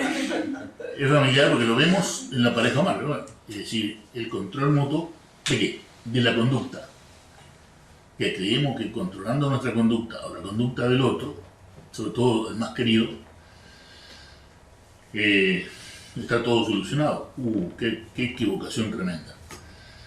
La salida no es salir, y no es ni instintiva, ni emocional, ni intelectual, ni conductual. Es la percepción unitaria. La salida no es salir. Salís de la percepción unitaria. Sí. Tienen una pregunta en Buenos Aires. Adelante, Buenos Aires. Sí, Los sacramentos, ¿qué lugar tienen?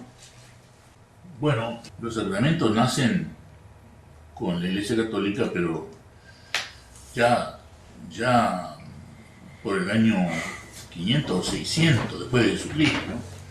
Habían pasado 6 siglos y entonces muchos teólogos encuentran dificultades en relacionar la enseñanza de Cristo con K original con los sacramentos.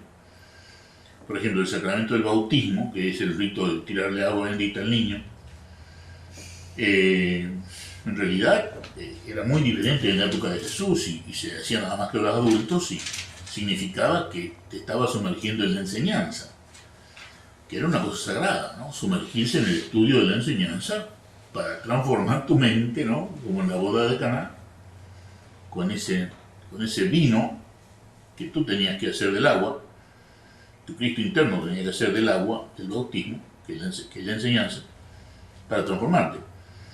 Y eso significa el sacramento del bautismo. ¿Y qué significa el sacramento del matrimonio? El matrimonio es una institución que aparece en el año 1200. Entonces, ¿qué pasaron en los 12 siglos anteriores, ¿no? ¿Qué pasó en los 12 siglos anteriores con respecto al matrimonio? La Iglesia todavía no tenía la influencia que tiene la sociedad actualmente, y la gente simplemente se juntaba. Y entonces, se juntaba porque se arreglaban las familias. Vamos a juntar a Pedrito, que tiene 5 años, con Martita, que tiene 4, y así se arreglaban los matrimonios. Y cuando hablamos del matrimonio como nosotros lo conocemos ahora, es algo ajeno a lo que ocurría en el año 0, donde los matrimonios eran todos arreglados por los padres o por intermediarios. Y como sucede todavía en la India, ¿no? Todavía sigue sucediendo así en la India. Entonces, el sacramento del matrimonio, ¿qué es? Es de que es sagrado ser madre, matrimonio, ¿no? Es sagrado ser madre, bueno. ¿Y qué significa ser madre, no? Es decir, madre de algo que se está produciendo en Urano, o madre de algo que se está produciendo en Cosmos, ¿no? Madre de algo sagrado o madre de algo que va a traer la corrupción y la muerte. Madre de algo que es nuevo en la vida del ser humano, o madre de algo que está condenado a morir. Y entonces, si conversamos sobre los sacramentos profundamente, vemos que hay una teología, como ya lo dije antes, ¿no? Una teología histórica, que quería decir en la época de Jesús, y otra teología holoquinética, que es lo que quiere decir para nosotros. Y parece que fueran dos muy diferentes, ¿no? No sé si estoy contestando. Sí, yo quería profundizar un poco más sobre ese tema. Sí, adelante. Visto desde lo que vos decís, desde la holoquinesis, cómo uno se para frente a esto. Bueno, matrimonio, sin duda, para mí lo que significa matrimonio es proteger a la mater, ¿no? A la materia, ¿no? Proteger a esa mujer con la cual yo me caso, ¿no? A quien la libero del trabajo desde que la conocí hasta hoy, porque el trabajo es el primer castigo de Dios. Entonces la libero del trabajo, le regalo una casa que está a su nombre y no mío, y ¿qué hago en el matrimonio? Lo santifico, pero de la manera que yo lo creo. No la hago madre, no la esclavizo. Nos pusimos de acuerdo para no tener hijos en la carne. Nos ponemos de acuerdo para trabajar para la enseñanza, de manera tal de que nos reproduzcamos en donde tenemos que reproducirnos, que es en Urano, ¿no? Que es en la verdad, en la percepción unitaria, ¿no? Entonces, para mí, y creo que también para Cecilia, el matrimonio tiene un significado completamente diferente al que nos dijeron nuestros padres, ¿no? Nuestros padres nos seguían, bueno, voy a usar la palabra jorobando, con que tuviéramos hijos, ¿no? Mucho después de estar casados y mucho después que ya habíamos decidido con Cecilia no tener hijos. Y bueno, vos me podrás decir, pero vos, Rubén, tenías hijos, como me dice todo el mundo. Pero yo también contesto a todo el mundo, yo dejé de tener hijos después de conocer a JK. No sé si he contestado. Cecilia parece que quiere decir algo. No, lo que pasa es que me parece que Georgina es la que está haciendo la pregunta, creo, ¿no? Ella dice que cómo se ven los sacramentos a la luz de lo que vamos entendiendo de la percepción unitaria y cómo se ve la religión o en general, ¿no? Nos hacemos, digamos que siempre hacemos esa asociación cuando vamos entendiendo lo que es la psicología loquinética, que no está separado de nada en la vida, ¿no? Ni la religión, ni nada. Y siento como que la duda de ella es cómo se aborda, y yo creo que el descubrimiento es individual también. Cada quien puede expresar cómo lo va entendiendo y viviendo, y se va ordenando la vida de cada quien de acuerdo las creencias que van cediendo, ¿no? Más bien. Sí, pero eso es muy romántico, ¿no? Yo creo que si no lo ves de entrada, lo que hay que ver, no lo va a ver nunca. Es decir, esto es un papel. Si tú me dices que es un elefante, quiere decir que no. ¿Y cuánto tiempo se necesita para ver que esto es un papel, ¿no? Más o menos un cuarto de segundo, ¿no? Es decir, ¿ves lo que tienes que hacer o no lo ves? Claro, pero quizá los ve, la persona que lo ve es porque lo ve, y la que no lo ve es porque no lo ve y no lo puede, no se puede... Sí, la que no lo ve es la que está mal armada. Sí. Pero yo diría, perdón, que los sacramentos, tal como los ha implementado por lo menos la Iglesia en nuestra cultura, son una usurpación.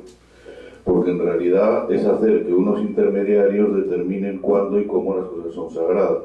Entonces, cuando esos intermediarios han sido ya repudiados por la sociedad, resulta que esa usurpación continúa, porque la gente realiza los actos fundamentales de la vida, como unirse con un hombre y una mujer, por ejemplo, sin ningún sentido de lo sagrado, porque fue usurpado y robado por ellos.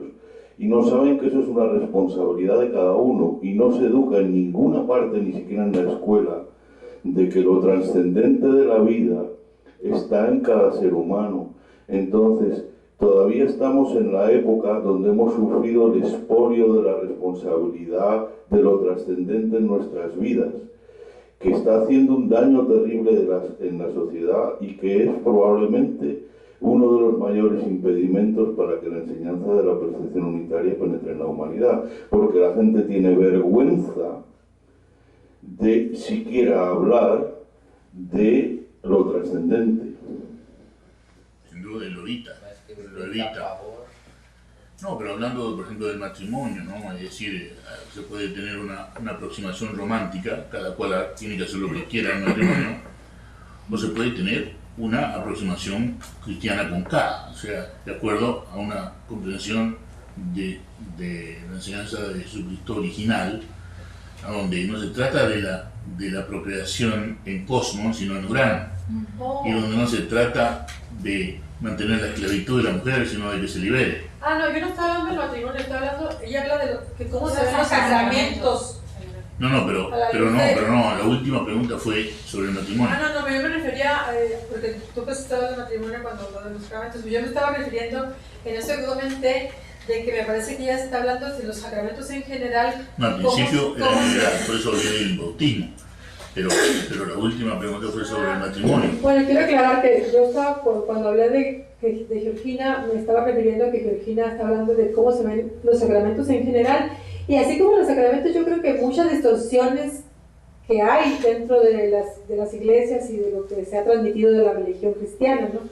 Entonces yo creo que se van desprendiendo todas esas cosas falsas, y los sacramentos, digamos, se van rescatando de una manera más original y genuina, como lo mencionas respecto al matrimonio o otros tipos de sacramentos, ¿no? El bautismo mismo que no es un ritual meramente, tiene un significado realmente trascendente y profundo, y que se tiene que realizar en cada individuo. Entonces, la última pregunta fue sobre el matrimonio, y la primera fue en general.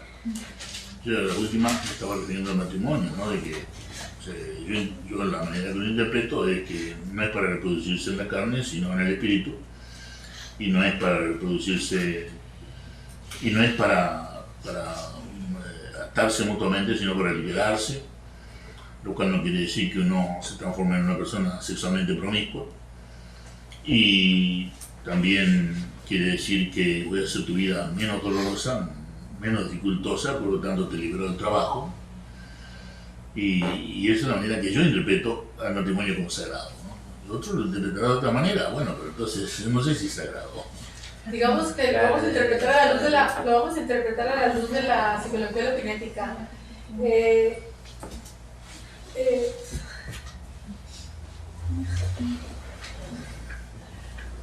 A la luz de la psicología loginética, el matrimonio es darse con el hacha mutuamente para que los egos cesen y ayudarnos al descondicionamiento, al descondicionamiento que cada uno va cargando y que hace difícil la relación y la comunión en la pareja. Y por eso yo creo que el valor principal del matrimonio, cuando dos personas se ponen de acuerdo, y yo esto lo testigo porque a mí me da mucho con el hacha. Yo creo que hago todo lo posible. Mutuamente. Yo creo que hago todo lo posible para hacerte la vida bien dura. Y que la relación, normalmente, el romanticismo viene que mencionaba, más bien se refiere que las personas creen que se tienen que apapachar el ego para tener contento uno al otro. Y creo que tiene un gran valor esa conspiración de la pareja para darse con el hacha, dice Rubén, ¿no? Pero es que quiere decir ayudarse a ver el condicionamiento que cada uno comparte y que dificulta la relación muchas veces. Sobre todo la manifestación del ego. Sí, la relación. Eso es todo, ¿no? Sí. Ajá. Sí. Lo que más daña la relación, creo yo, es en la pareja y en la amistad y en todos lados, es la expresión del ego. ¿No? Eso que viene con miedo, rabia y tristeza. Eso daña la relación. ¿No? Entonces, si cada vez que yo veo la aparición del miedo, la rabia y la tristeza en el matrimonio, yo le doy con el hacha a la que se matrimonio conmigo. El primer día tenemos buena chita. Buena chita. Estoy muy experto en eso, puedo dar clases. Yo creo que Cecilia podría dar clases muy buenas también. Hacha 1, hacha 2, hacha 3. Decir que lo que estamos hablando es si a la luz de la percepción unitaria de la psicología loginética, para que no haya interpretaciones del pensamiento, la vivencia de la percepción unitaria, que desde el ámbito mental, pues. Sí. Que es la mayor parte del tiempo sin palabras. Sí. Y volviendo a la cuestión de que el yo tiene una naturaleza de conciencia colectiva de la humanidad, es ofrecerse un hombre y una mujer para ayudar a que ese conflicto se reproduzca en ellos y se libere para todos. Cuando se hace el conflicto en uno o en la pareja, es la mayor contribución. Es decir, cuando hay paz en uno o en la pareja, es la mejor contribución que podemos hacer a la sociedad. Está por encima de la contribución del partido político o de meterme en una iglesia, cualquier otro. Estar en paz y ayudar a que esté en paz la persona que está contigo, en este caso el cónyuge, hacer todo lo posible, ¿no? Como decimos con Cecilia, todo lo posible, lo imposible y lo brutal para que estemos en paz. Pero sí, existen cosas que tenemos que saberlas, como el premenstruo de la mujer, como la menopausia, como cosas que son parte de la vida de la pareja, que si no se saben pueden afectar a la pareja mal. La inestabilidad emocional que hay en el premenstruo o en la menopausia puede ser tan extrema que puede afectar el matrimonio hasta el punto del divorcio. Y entonces es importante que sepamos qué es el premenstruo, qué es la menopausia, Y una vez que lo sabemos, no quiere decir que se ponga más fácil, sino que simplemente lo tenemos que ver en percepción unitaria, ¿no? Si, y doy nada más que 2 ejemplos, ¿no? Sí. No sé si hay más preguntas o comentarios.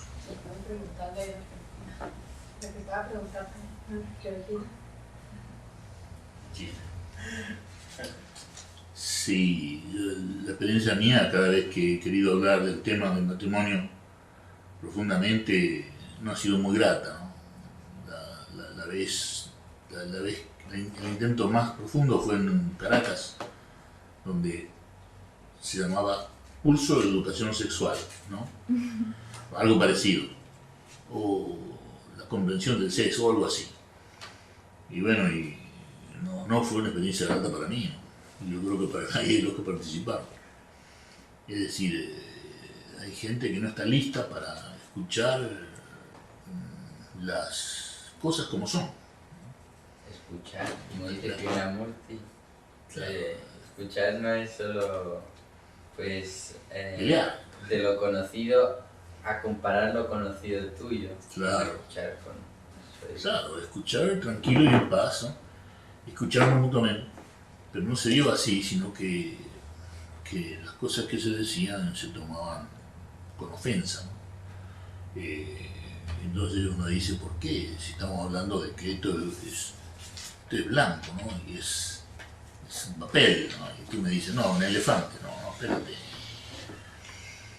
Y entonces nuestra incapacidad para escuchar y dialogar hace difícil entrar en este tema, que es un tema difícil, el sacramento del matrimonio, ¿no?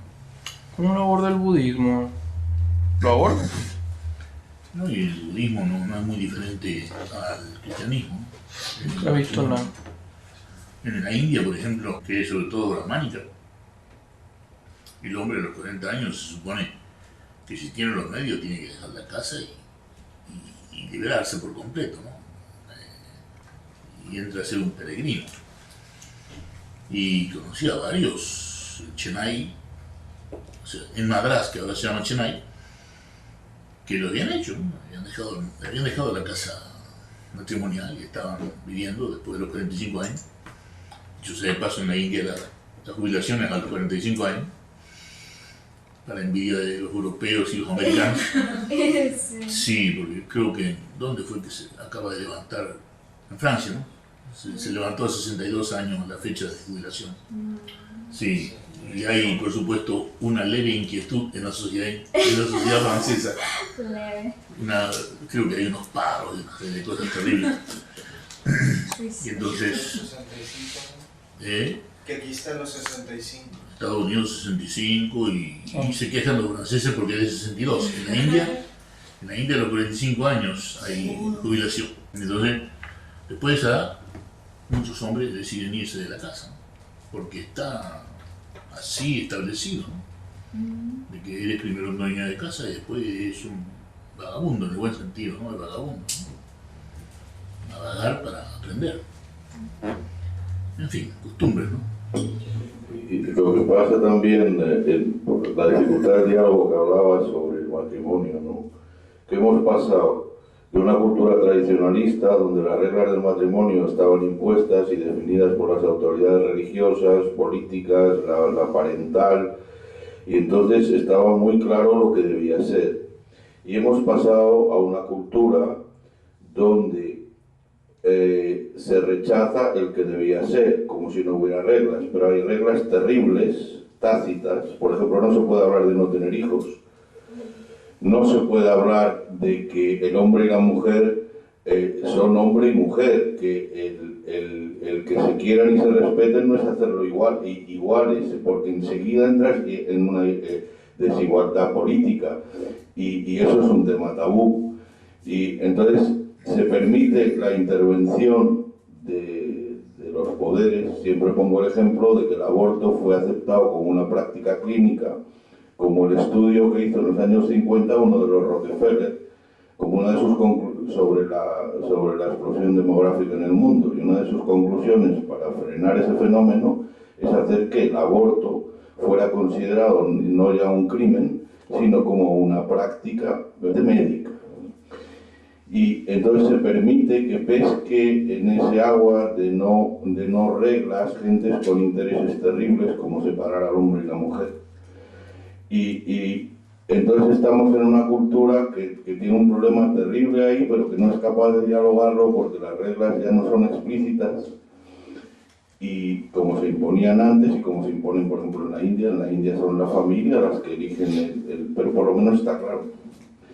Y entonces en esta situación es dramático, ¿no? Como uno de los mayores problemas de la sociedad, no se puede ni siquiera hablar de él, ni siquiera entre hombre y mujer. Así es.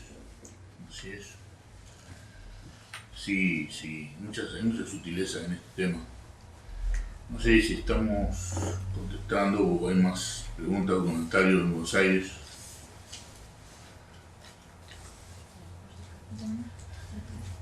No dice nada. Como empezamos un poco más tarde hoy, está la opción de una pregunta más o comentario o terminar aquí. Entonces, la clase que viene va a ser la última, porque hemos visto todo el programa. Y yo creo que fue así porque las intervenciones fueron menores en número. Y la clase que viene la podemos dedicar a hacer intercambio de roles con diagnóstico, ¿no? Y crítica de la audiencia. La impresión de que sí, de que se asimiló la esencia del taller, del diplomado presencial, mejor dicho. Y que podemos entonces la clase que viene dedicarla, sería la última, dedicarla al intercambio de roles, que yo presentaría pacientes, ¿no? Para que, no para hacer historia clínica, sino para ir directamente a la terapia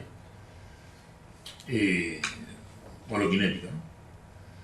¿Les parece bien ese programa? Así fue como se hizo el anterior diplomado presencial. Bueno, entonces, muchas gracias, nos vemos el domingo que viene. Mucha suerte. Salud, Rubén. Salud. Sí, acá está toda la gente atónita y con esto de que no va a haber más clases. La próxima sería la última con el intercambio de roles. Lo cierto es que hemos visto todo el programa más rápido que la vez pasada, creo que 2 clases menos, porque en realidad no hubo, comparando el DPD anterior con en este hubo menos intervención de las audiencias, digamos, y menos preguntas y comentarios, y eso fue lo que llevó a que termináramos antes. A no ser que ustedes tengan, si ustedes tienen propuestas, yo, en fin, me gustaría la propuesta, ¿no? Una clase. Decime que hagamos algo. Se está pensando aquí o proponiendo una clase más con preguntas preparadas por todos los alumnos, como colofón. Bueno, cómo no. Entonces para la que viene, la tarea es preparar preguntas, ya sea acuérdense los módulos, ¿no? Primer módulo de diagnóstico, para ver quiénes son los que no se benefician. Segundo módulo científico, que es la holokinesis, que es el holograma. Tercer módulo misceláneo, pero sobre todo el lenguaje, ¿no? El lenguaje pulido y adecuado para enseñar percepción unitaria. Y cuarto módulo, la exégesis, que hemos tocado hoy, yo creo que con cierta delicadeza, pero creo que no hemos sido demasiado pesados, ¿no es cierto? No estuvo pesado lo de la exégesis. Qué bueno. Muy bien, entonces ustedes se comprometen que la tarea va a ser preguntas de los estudiantes sobre los 4 módulos. ¿Qué les parece? Claro, y podríamos hacer hincapié también en seguir un poco con esto de la clase de hoy, de exégesis, ¿no? Sí, si ustedes trajeran preguntas, sí, o simplemente proponer temas, podemos verlos también, ¿no? A la luz de la exégesis holokinética, ¿no es cierto? Sí. De cualquiera de los escritos, de la cantidad. No has abordado el Sutta Pitaka ni tampoco el Tao Te Ching. No, casi nos estamos con el cristianismo nomás. Pero También tenemos que ver el podría ser otra clase de consulta al Pitaka y Tao Te Ching. Ya ves, está bien. Si ustedes están de acuerdo. Sí, pues todo. No quiero entender. Bueno, de acuerdo. Entonces, no se olviden, tarea, preguntas sobre los 4 módulos. Vamos a ver un poco más de exégesis y después recién la inversión de roles. Entonces, ahora no hay ninguna pregunta o comentario. Sí. ¿Ninguna pregunta de allá? No, nada. Bueno, entonces lo dejamos aquí, un abrazo. Ya seguimos el domingo a las 10. ¿Me escucharon bien ahora sí todo eso? Sí. Entonces, Rubén,